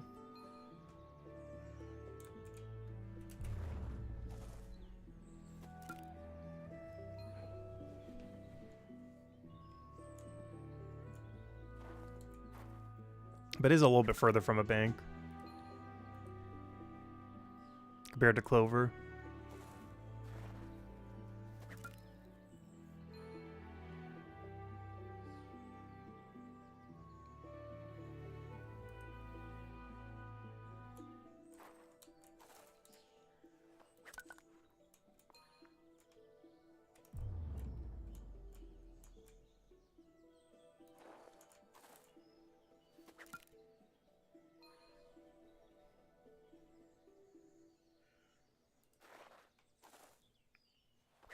Oh, this is kind of unfortunate. I'm going to be like 5% short of my level and need to go get a potion. We're going to have to go all the way back to Hopeport. And we're like a few percent away from a level. Just to come back to go do a few more.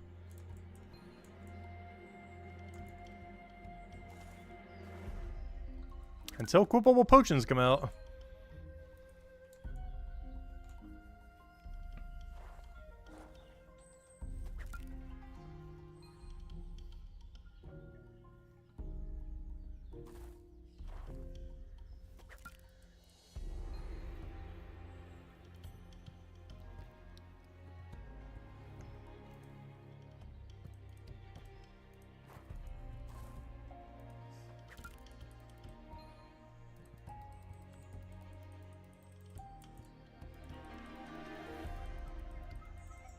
But after we hit 200 gather, our main goal is to go spend all 8 of our gold on alchemy supplies. So we'll be ready for Wednesday. And then tomorrow we do nothing but leatherworker, so that we could afford 200 alchemy. Or most of it. We might actually still be short. But that's a later issue. Because then we're going to have to do, like, merchant leatherworker again. Mostly merchant. But we'll figure out that issue when we get there. We'll be ignoring that for as long as we can. Until we're forced back to merchant.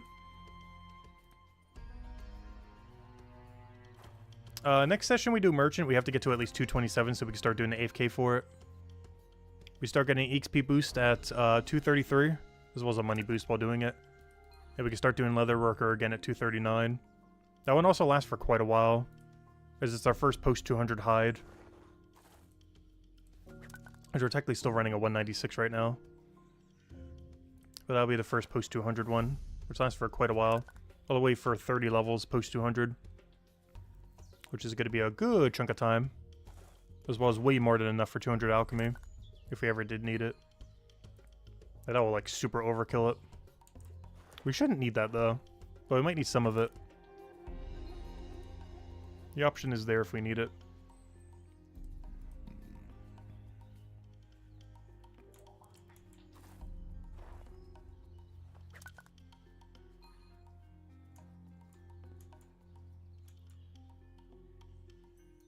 Oh, no! I hate when that happens.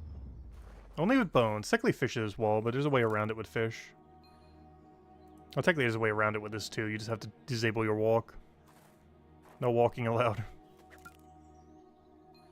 Oh, we might get it before the knowledge bar does. Come on, 200. Just so we don't have to do Gatherer for a while. At least until Boston come into the game. Come on. Get in there.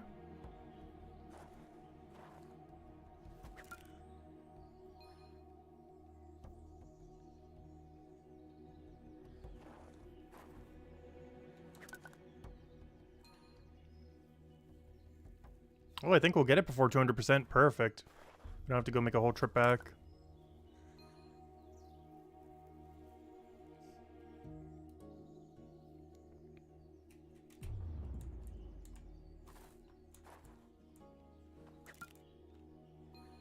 Yep, a few more bones. I definitely think within 7 we'll be good. At this point, might as well just finish the trip.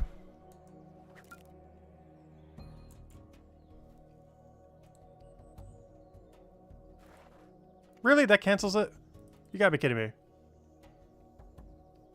There's so much inconsistencies when it comes to this menu thing. There it is!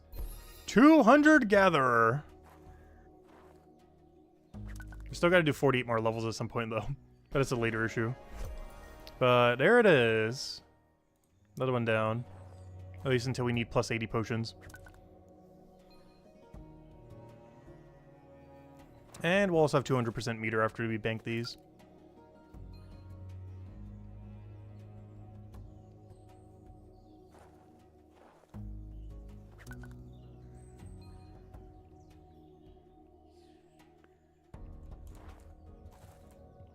Alright, now let's go buy our alchemy supplies and check our cooking stuff. As well as probably do some cooking while we're there.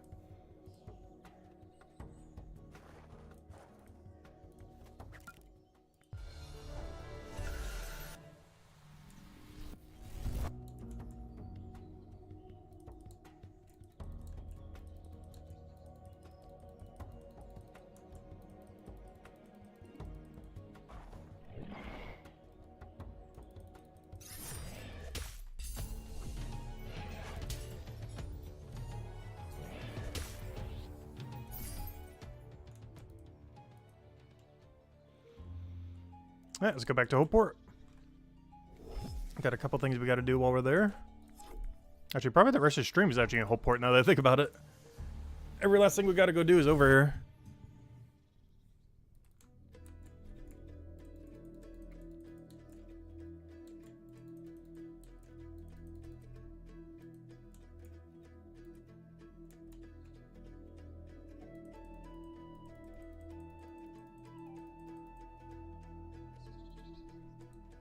Oh yeah, I gotta go use the potion first. That would help before we over encumber our knowledge points.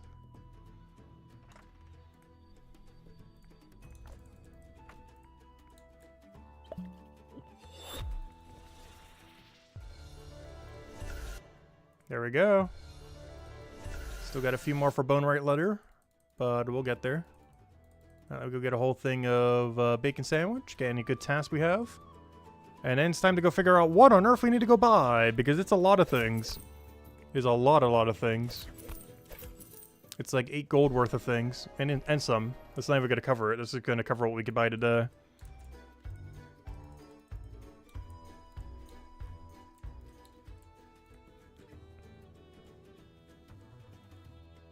A 10 bacon, really? Oh, another north wall. I just want to do them both at once. Oh, we need to go grab the other thing, though.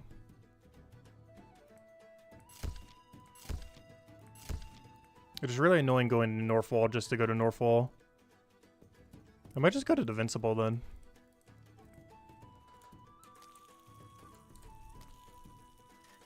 It is really annoying going to North Wall just for one turn in. Not that the Invincible is much closer, but you don't have to go through the weird combat room.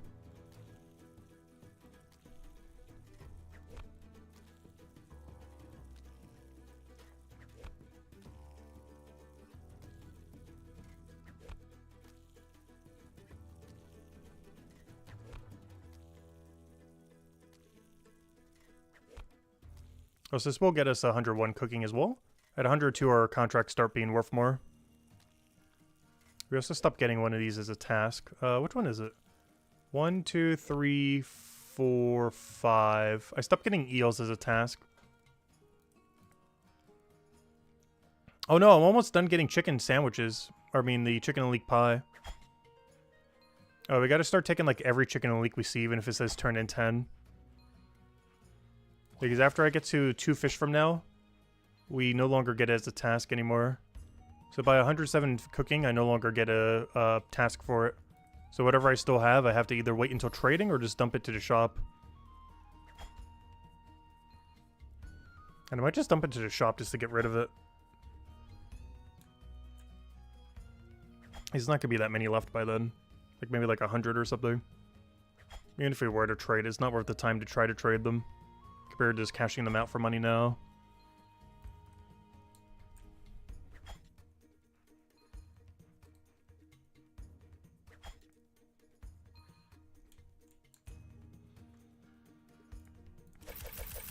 Alright, let me go turn in this one singular item. Is it worth it just for this one singular item? Probably not, but just to clear it. It's like doing a Holy Victoria sandwich.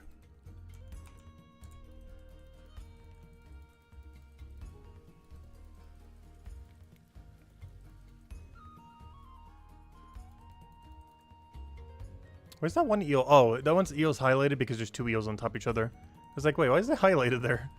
It's because it's a double eel tile. So you can tell that there's more than one. Alright, let's go buy our alchemy supplies. So what I'm basically going to do is go look at every single alchemy supply we have. And make sure that it's 1-to-1 for every single supply. Doesn't matter what it is.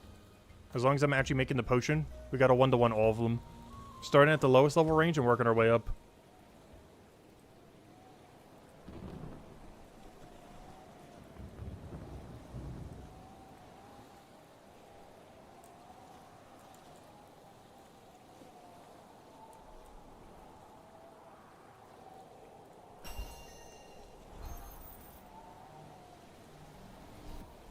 Alright, let the buying begin. Let's start at the lowest level. What do you need for strength crown, eh? That's the other problem too. Let me go bring up the alchemy page. I don't have most of these memorized. So let me double check I don't have any of these supplies or do. Oh, we need a... I don't have either of those. Okay. Ignore that. So the next one is clover and the scepter thistle. So I know for sure I have some scepter thistle. So I just got to buy clovers to match how many scepter thistles I have. Right now I'm just going to be doing 1-to-1. Or about everything else later. Okay, I have 599. Well, time to buy a lot of clovers. Let's divide 600 by 12. I gotta do 50 trips. Alright, let it begin. 50 trips of buying clover. Please tell me you're under C. Don't be under a weird name. Why are you doing this to us? It's called a white clover. Of course you're under white. No? Where are you, Clover? You have to be under white or C. You can't be under neither. Clover, where are you? Was this one of the magical ones you're not allowed to buy? Alright, where on earth is white clover? It's not under W and it's not under C. Is it spelled with a K? White clover.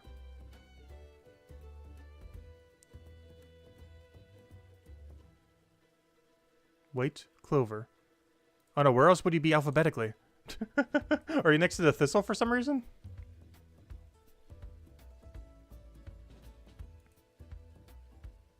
Wait, are you not allowed to buy this material? Wait. I'm so confused. Oh! I don't have the alchemy. Oh. Oh. Can you not pre-buy? Because my alchemy level? Oh, wait. Oh, well, that's a problem. Wait. I think I just realized that. We need the alchemy level for it. Ah, okay. Oh, anyways, let's go make some arbory potions right now, I guess. Oh, that's the case. Let me go get our arbory potions going. Ah, I see the problem now. I do indeed see our problem. Alright, I might just make these 12 at a time. I don't know, how do you guys normally do alchemy? Do you do 12-12 or do you just bank them all? I'm not sure if I should just do a bunch of 24 trips or just make them 12 at a time. Oh, alchemy grind has begun. I forgot we need a level for it to be able to buy it. So I can't pre-buy anything other than our current level. 11. Oh yeah, true. So they stay in your inventory. The shop doesn't default to 11 though, which is kind of annoying. But yeah, I see. Because you can have a boost pot plus the pot that's already in your inventory. That's a good idea. So we can still 5% boost it as well.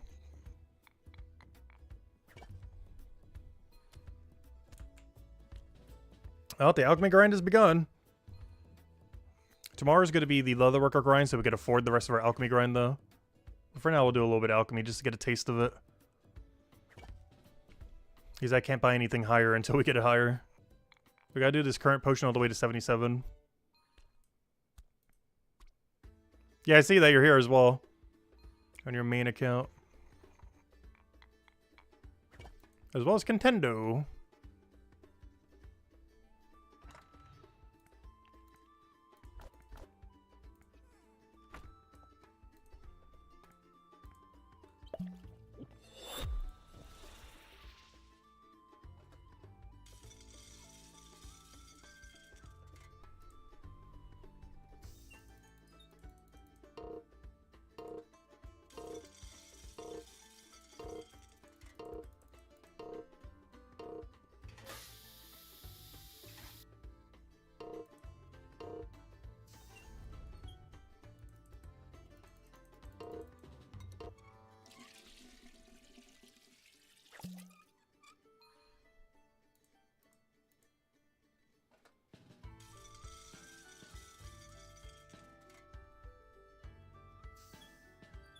Yeah, Cubable actually makes this even simpler than it already was. Let's get that perfect set in there. Pre-walk for the potion. Triple set, pre-walk potion.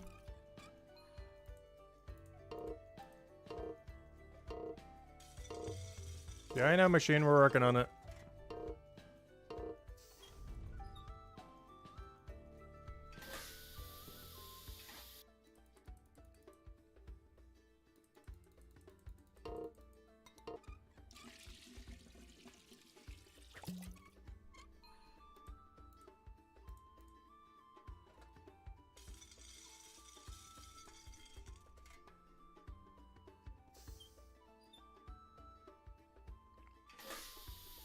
I'm curious about how many levels this is per hour. I didn't really time to alchemy that much in the past. Or at least not potent potions anyways. I know you can make about 110 an hour. Roughly. Give or take a few.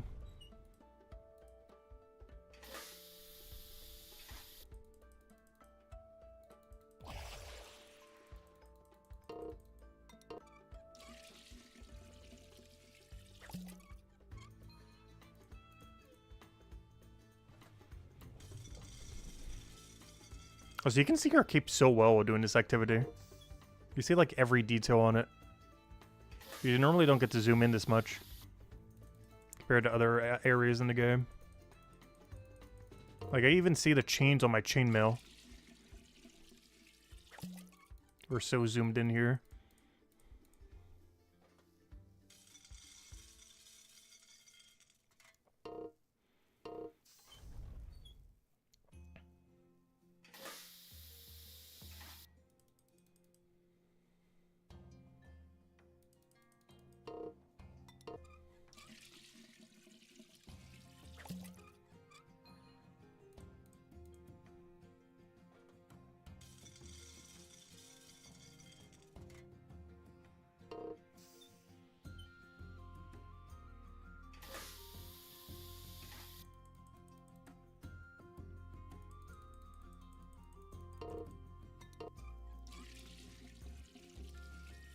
Also, while doing this grind, I will be putting all knowledge in alchemy. While doing the 200 alchemy grind. As there will be some dead zones where you still want the potions, but, you know, the XP rate's not going to be as good. So I'm just going to dump knowledge into it the whole time while doing it. Just to expedite it a little.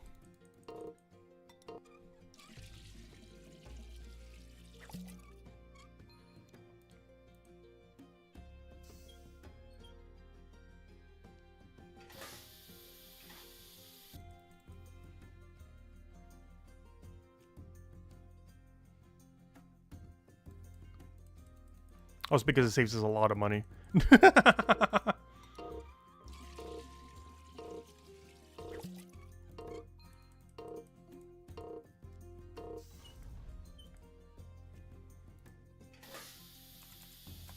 Hey, Conqueror, saying congrats on top 20 as we're going down.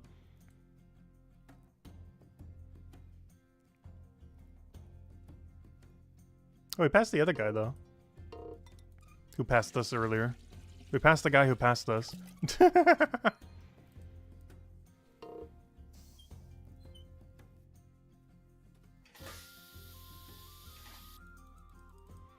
Does anyone know about how many levels per hour do you get from alchemy? Is it closer to like 2, 2.5, 3? 3.5? Not counting knowledge. What kind of engaging is one of the reasons I want to do this now. Because after the stream, I could check like about how long it took. Counting all the banking and everything. Because yeah, I'm just gonna do the 11-11 method and just let them stack on our inventory. Seems like the way to go.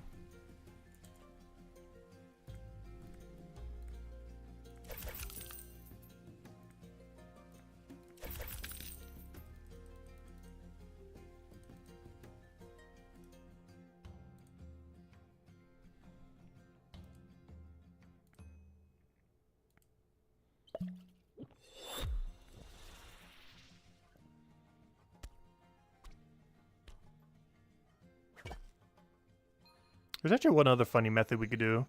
We could do the 22-22 method. Drop all, buy them, and then do 22 at once. But I'm gonna do the 22-22 method, actually. Because I think that might work out a little bit better for how the boost potion works.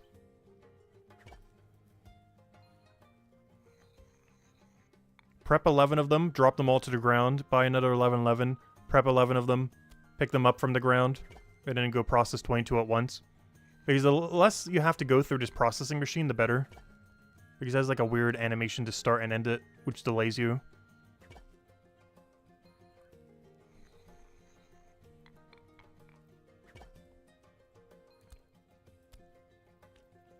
But we can start doing it like this. And then drop all. And then go grab 11, then process them. Then drink a pot before we go into the thing, and then do 22. Then rinse and repeat for until that number says 200.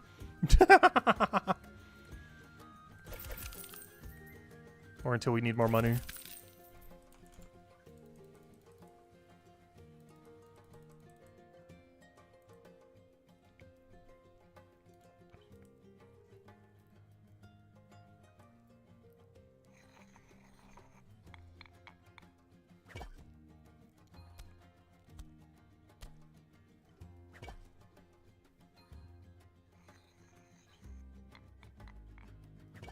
But yeah, we'll be doing this grind on Wednesday. We'll be starting it. Tomorrow's just going to be leatherworker, though, so we can actually afford it. We're starting Wednesday. We're going all in on alchemy.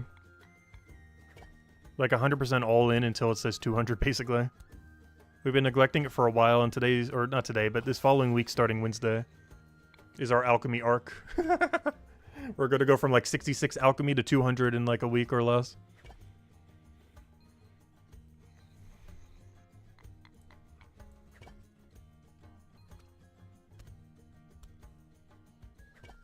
Assuming that's even possible. I forget how many levels per hour you can get. Well, we'll find out.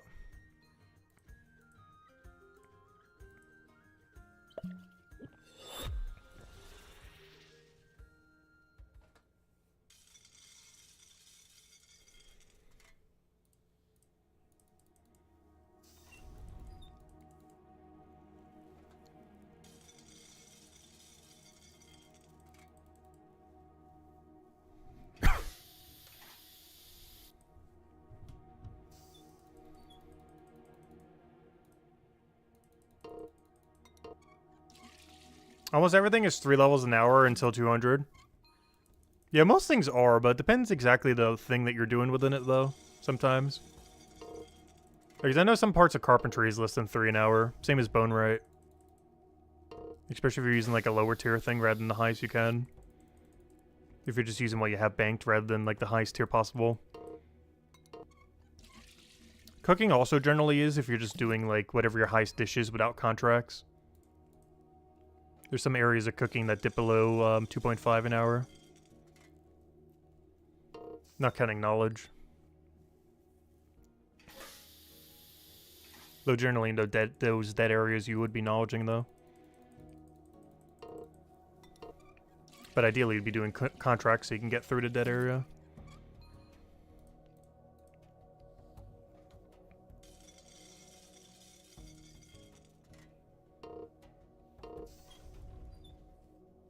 But yeah, I got a plan for when we do this grind to make it slightly more interesting. Just because of how many hours we're going to have to do it. Because let's just say hypothetically, we get about 3 an hour the entire way. In a week, we're doing 50 hours of alchemy pretty much. Like a little under 50 hours of alchemy over the course of starting on Wednesday for that week.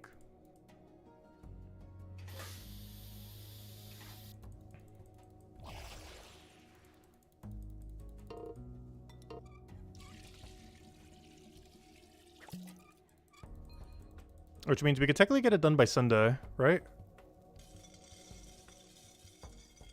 Let's see. Let's do some exact math. 135, or let's say 134. 134 divided by 3. It's like 45-ish hours. Divide that by 5 days.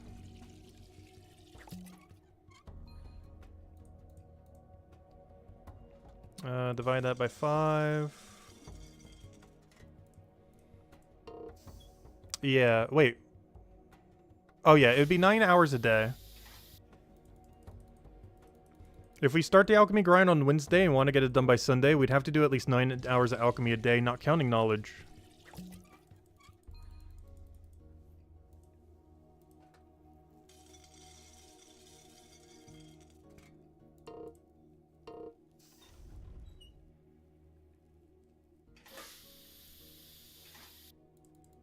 Oh, get ready for 11-hour streams again. Because that's probably my game plan.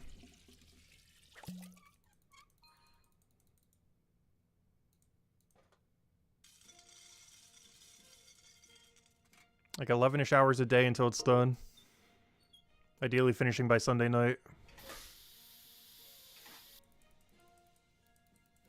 Starting Wednesday. Because we gotta use tomorrow to make money. Because we need to actually be able to afford it. Tomorrow we'll make all the money for it. Wednesday to Sunday we'll be grinding for it. And then everything else in between off stream would probably be trying to make more money if we don't have enough.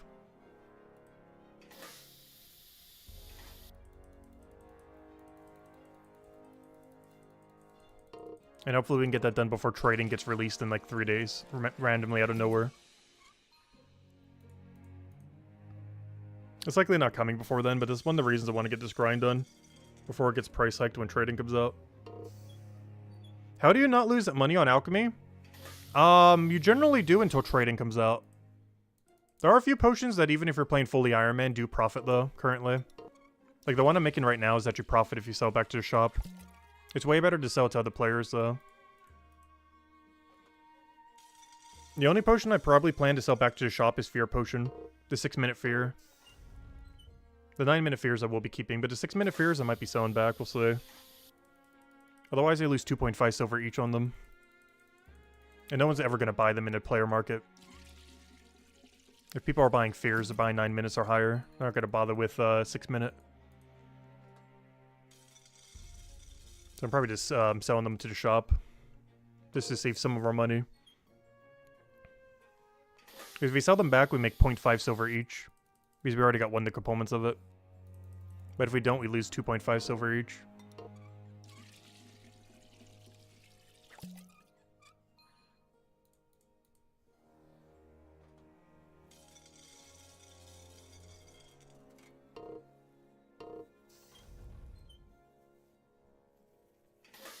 But yeah, the wiki has the cost and sell price for all of them. So if you're selling them to the shop, you can kind of figure it out. But most of them are worth waiting till player trading. Unless you're not enabling trading. Like we see over here, the Arbor A is a profit of 694. Then the next one is 700 bronze when we make the blue one.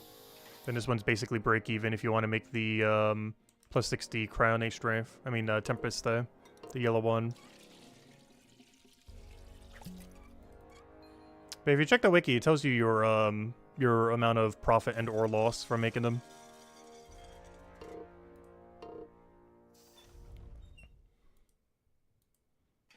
And anything under a 1 silver loss is definitely worth it. And some of them even profit. And obviously the better ones you'd want to keep for yourself. But all these Arbor A's I will be selling when trading comes out. I'm sure what a plus 60 would be worth. It's definitely at least 10 silver. Potentially it's 20 silver. Could even be a little higher than that. It's hard to tell because we have no clue where the market's going to be. Or how much the price hike is going to price hike everything.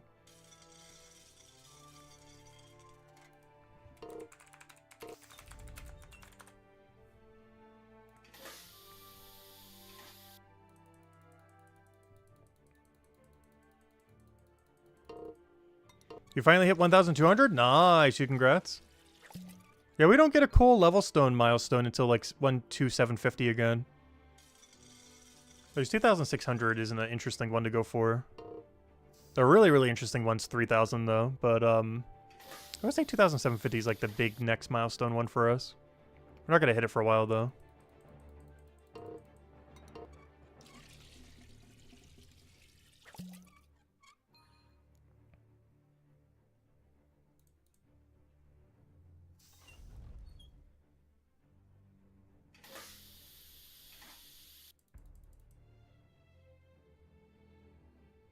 But yeah, off stream, honestly, I might start dumping some of my knowledge into alchemy instead of bone right. Just because these potions are pointless to us until trading comes out. Yes, the plus 60 Cryone are also pointless until Boston comes out, but at least they're more useful. The only thing I can do with these is just sell them when trading comes out. They have no other purpose to me. Other than to sell them for the highest penny we can, or trade them for something we actually need. Because I don't think I'll ever drink a single Arborate potion ever. The only exception to this is if they add a boss like weak to green or something. But also has immune to blue. That's like the only way we would ever need this potion. Is if they somehow release a boss that is weak to green but immune to blue.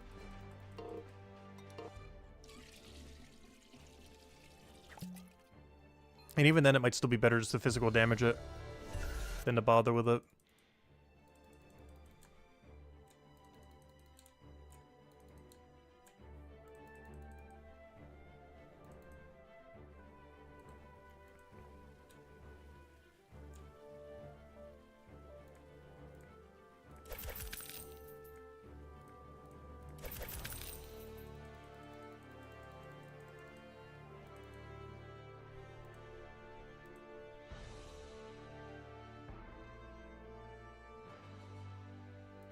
Would bosses even have immunities? So far none do. Except for the spiders at the end of Spider Nest for some reason being immune to blue. But aside from that, no boss enemy has had any immunity. Other than the blue immune spiders at the end of Spider Nest quest. But every other mini boss thing that you do from a quest has not had immunity other than those.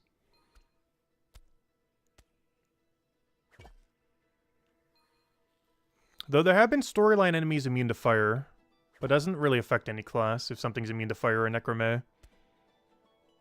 There's a lot of corrupted units during the storyline were immune to fire.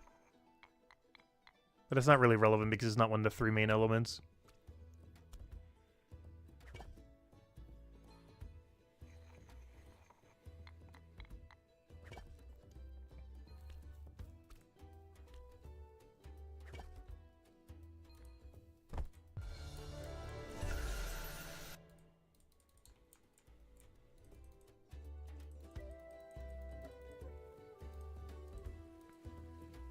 Is that something else I need to pay attention to?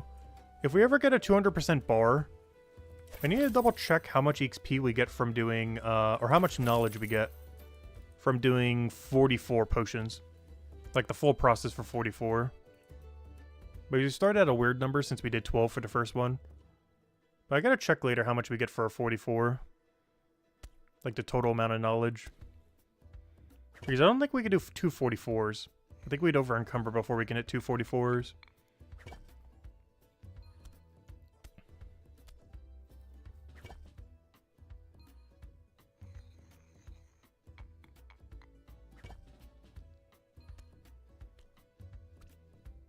Or more so, 66, I guess.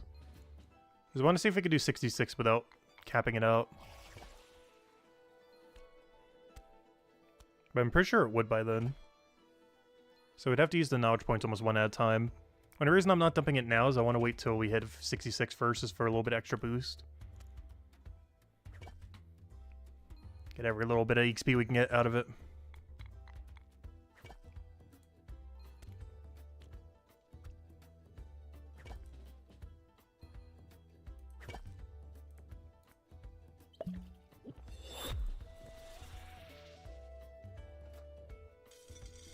Why was that thing so overfilled?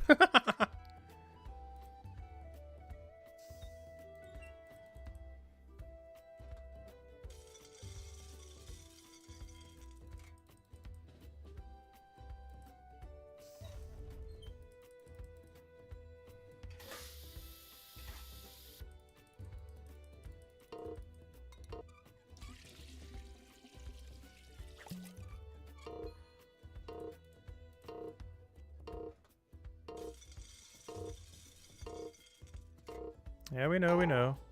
Yeah, I know.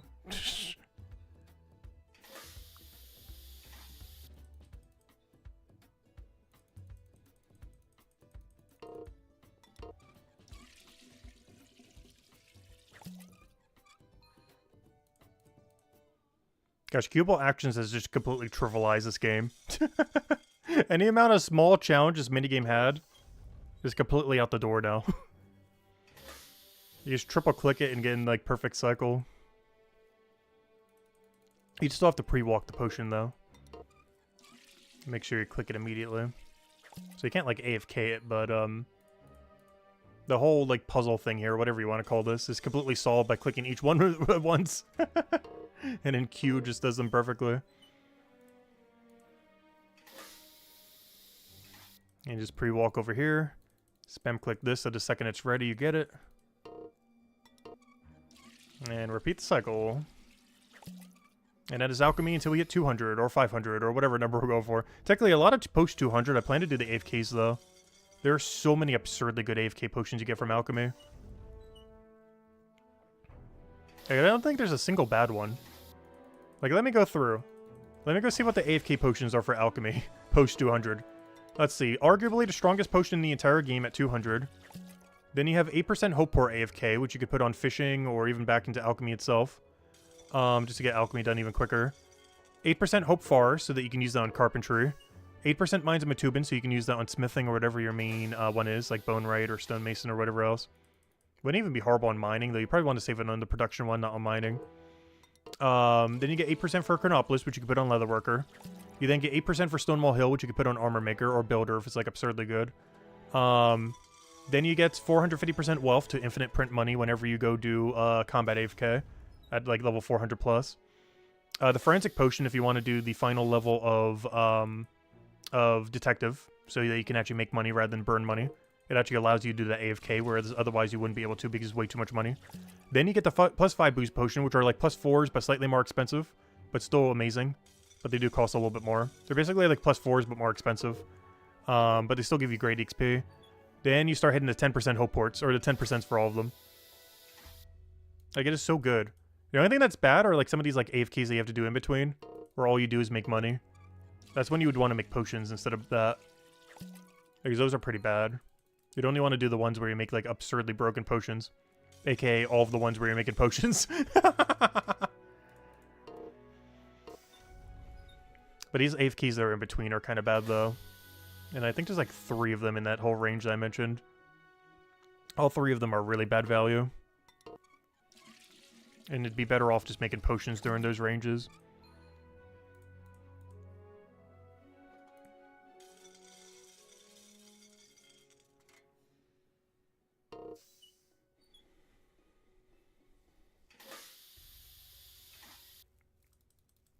Yeah, I'm not focusing much on Chapter 1 and 2.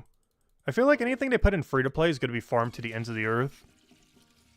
So even though there's some skills I need to get up in free-to-play, or, you know, in Chapter 1 and 2, I'm very minimally doing much post-200 in either chapter. Alchemy, Gatherer, Woodcutting, and Carpentry are probably the only exceptions, or if they make cooking eventually not useless. But I don't plan to do Forger anytime soon, if at all. Because I think we can just buy Monument from other people. I don't even think we need 490 Forger. I'm pretty sure we could just buy it as a non-Iron Man. So we don't even need 490 Forger to go finish Monument. I would only need to go do Gatherer because we would want to make our own best in slot boost potions. Eventually. And Woodcutting Carpentry would only be needed if Bone Wright's eventually useful post 200 for a Guardian. I mean for a Cryo Knight. Because right now it's only useful for Guardians. But if we are able to use like other classes' weapons at like 90-95% effectiveness, Bone Wright actually got a lot more enticing for Cryo Knights. Because Cryo Knights currently have no good way of doing green damage. And Guardian has all the best green damage weapons. So it fills like the whole hole that Cryo Knight has. The problem with that is if they're not at least 90% effectiveness, it's not going to be worth it. We'd be better off with our Arboret Bow. Will Monument Pieces be tradable? We don't know for sure yet. If they will or will not be. However, there is another way to get Monument Pieces without having the forging level. You can actually get them from chests as well. It's not viable to. But you actually can, technically, even as an Iron Man player, have a full Monument at level 0 Forger. I would not advise trying to do that. But it's technically possible. Because you can get higher monument pieces than what you can collect via chess. It'd be absurdly hard to do it that way. Nearly impossible. But it's not fully impossible. It's just so time consuming, no one's gonna bother doing it that way.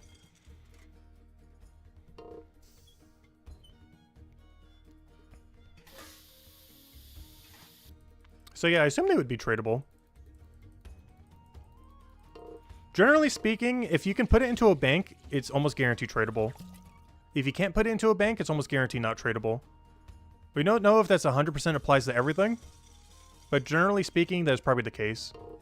If it can go in a bank, it likely will be tradable, and if it can't, it will likely won't be tradable. They have mentioned some things won't be tradable. We don't know what the full list is. But it's really likely to only be the things that can't be put into a bank naturally. So things like merchant supplies, or cabbages, or the gas eels, stuff like that. But monument pieces do have a designated bank. So there's a good chance you'll be able to sell to other players your excess monument pieces. Like, I got a lot of spare tier 1 and 2s as well. Not sure how many people would bother needing them. But if they did, we are stocked up and ready to go.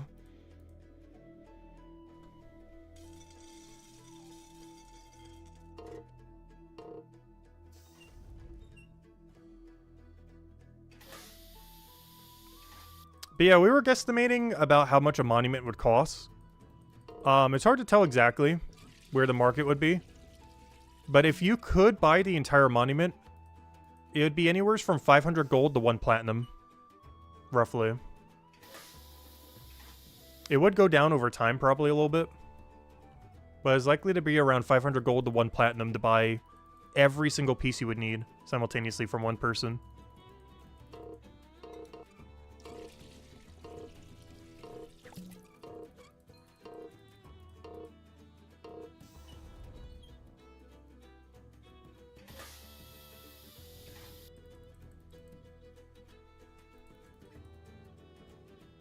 Also, by then we would have 200 forager, so how many pieces would I need, hypothetically?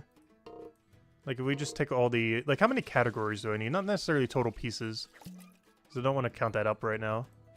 But how many categories of monument piece do I need? If we do 200 forager, and obviously getting all the monument pieces along the way. Let's see. 1, 2, 3, 4... 5, 6, 7. I would have to buy half the monument. Of course, it'd be the really annoying, highly cost half.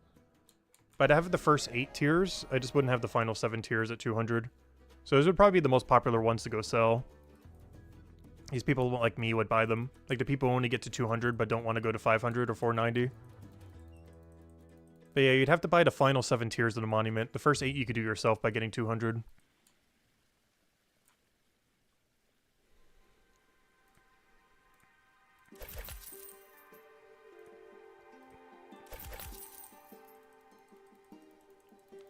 Oh, so this will probably be the last 22 I do.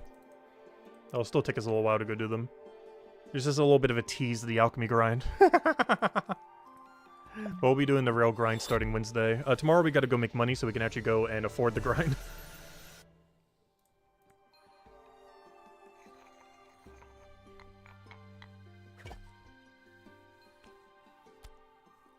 But yeah, tomorrow's goal, 210 leatherworker, selling almost all the leather. Like 90% of it. And then, Wednesday will be the start of the 200 alchemy grind. Technically today is the start of the 200 alchemy grind, but you know. I'm not really like grinding it right now. I'm kind of just seeing how it works. I just want to check after the stream about how much XP we got in this time frame. Just so we kind of know and can gauge it for later. Just so we know what we're in for. Because my plan is just power grind it all the way from Wednesday to Sunday until it's done. I just do it all in one big swoop. Rather than putting it off and elongating it. Because I want to do it before trading comes out. And for all we know, trading could be out like literally tomorrow. It likely won't. But it could. It almost guaranteed won't. But there's a non-zero chance trading comes out tomorrow. Or the next day. Or the next day. Or the next day. So we're basically on a timer until trading comes out to go get 200 alchemy. Before all the price hike happens. Because we're buying almost everything from the shop. Like 90% of it, probably.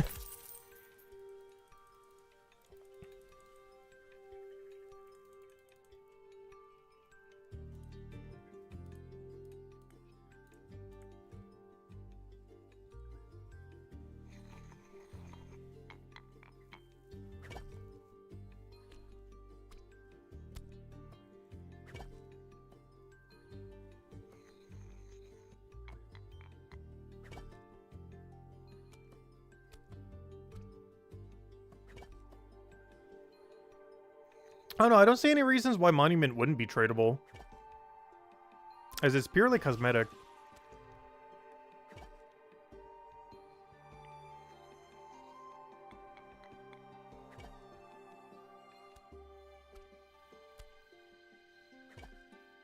I know, have to wait and see.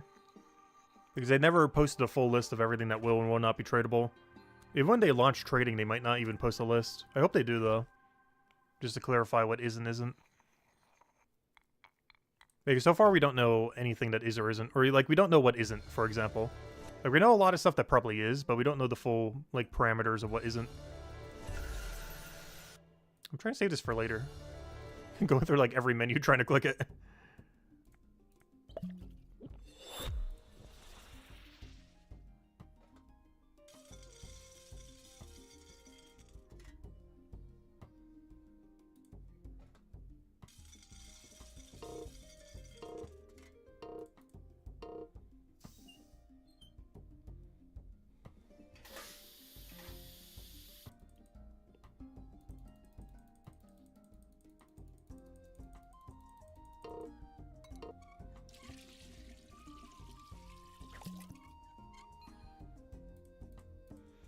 What do you think is the best level for enchanting 20?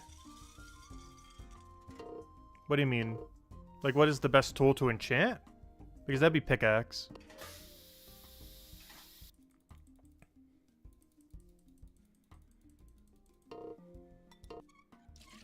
Pickaxe is almost 2 times better than the next best tool, as far as number of things that it works on, relative to any other skill.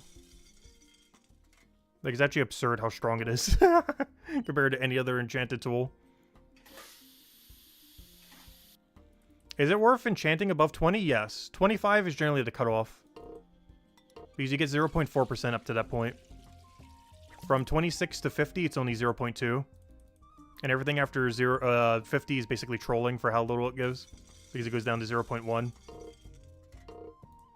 But, yeah, 25 is generally the cutoff point. Because that's when it stops giving 0.4 per level. And the true cutoff point is 50. Because anything beyond that, you might as well just be using 7% or 8% or 10% boost pots. Because it would be better value than bothering to upgrade it that far. As every upgrade's like over 10 gold for 0.1%. After 50.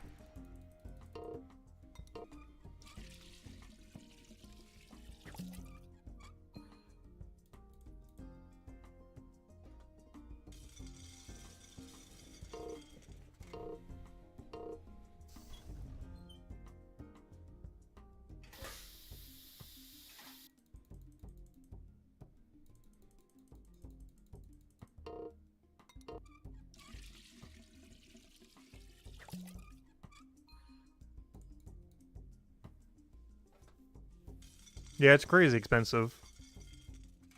Yeah, most tools I got to 25. The only thing I went higher on is pickaxe because it's so good. When traded comes out, I'm still considering the level 50 pickaxe.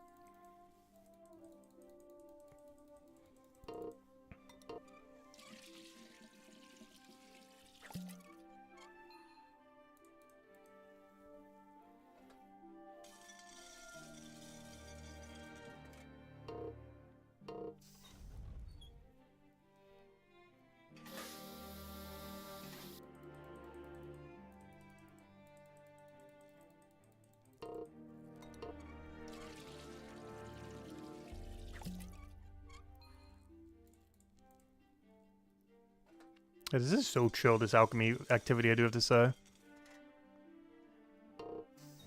It feels even more AFK than queuing up like a whole room of Gatherer. At least the less AFK ones. That one room with like the catkins plus the ash trees was pretty nice though. But every other Gatherer room felt worse than doing this. That was like the only one that felt better. Just because I had literally exactly a minute of AFK. Which helped it a lot.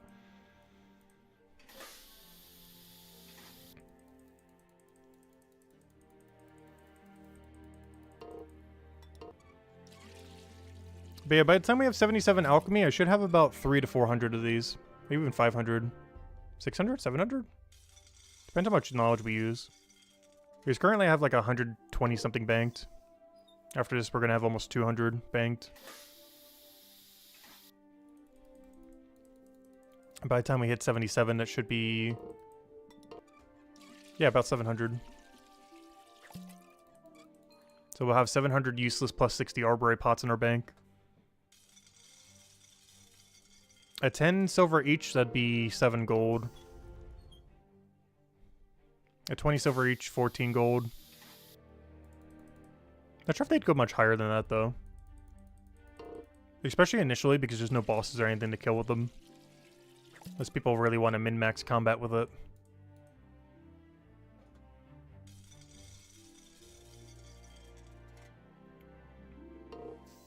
There's no way they go less than 10 each, though. This is like guarantee 7 gold banked. Whereas if you sell them to the shop now, it's only, how much is it? If you sell them back to the shop, they're slightly under 3 each. But with trading, they're easily over 10.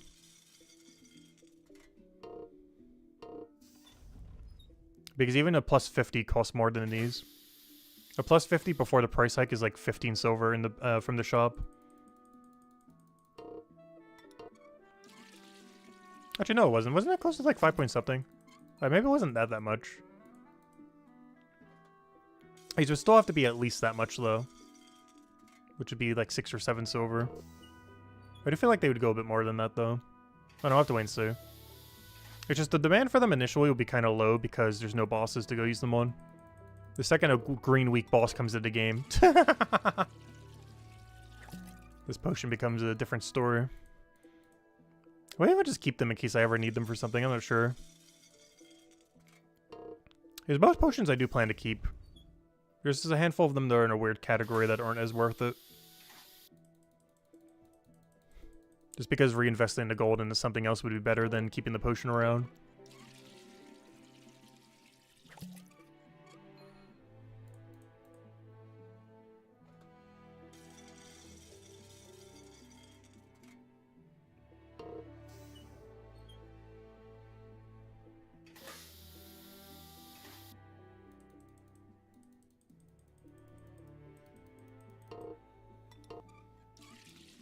Oh, another level about to pop in.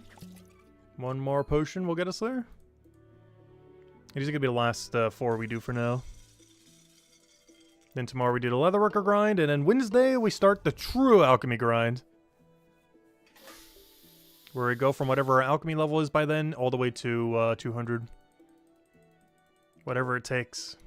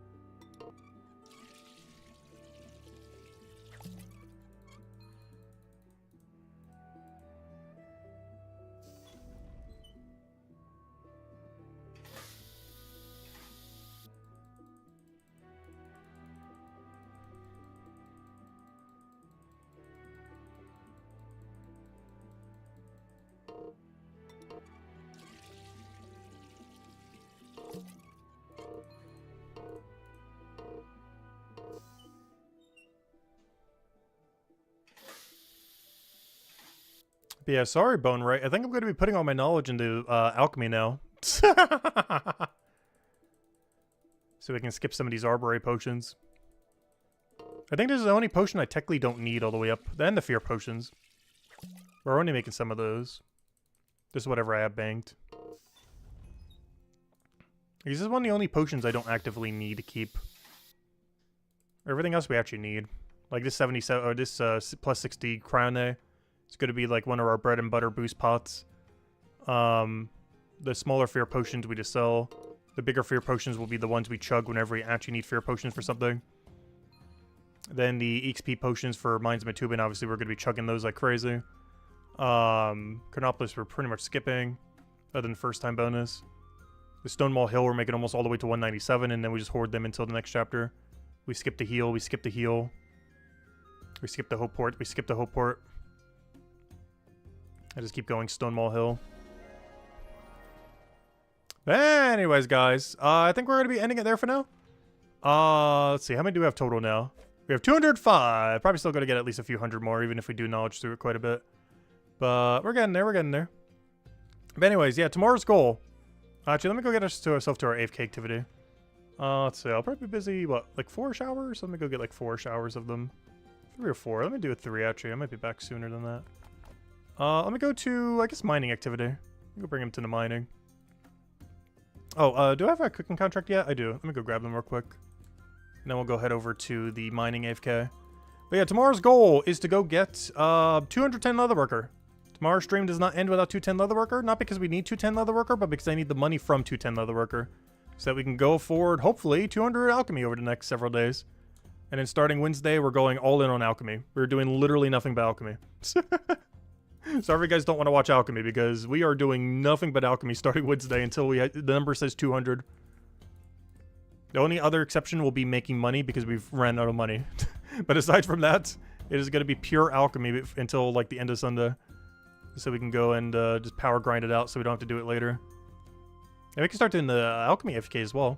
Anyways, where am I going? Mine southwest. Yeah, we're going all in. Just doing it all at once so we don't have to come back to it.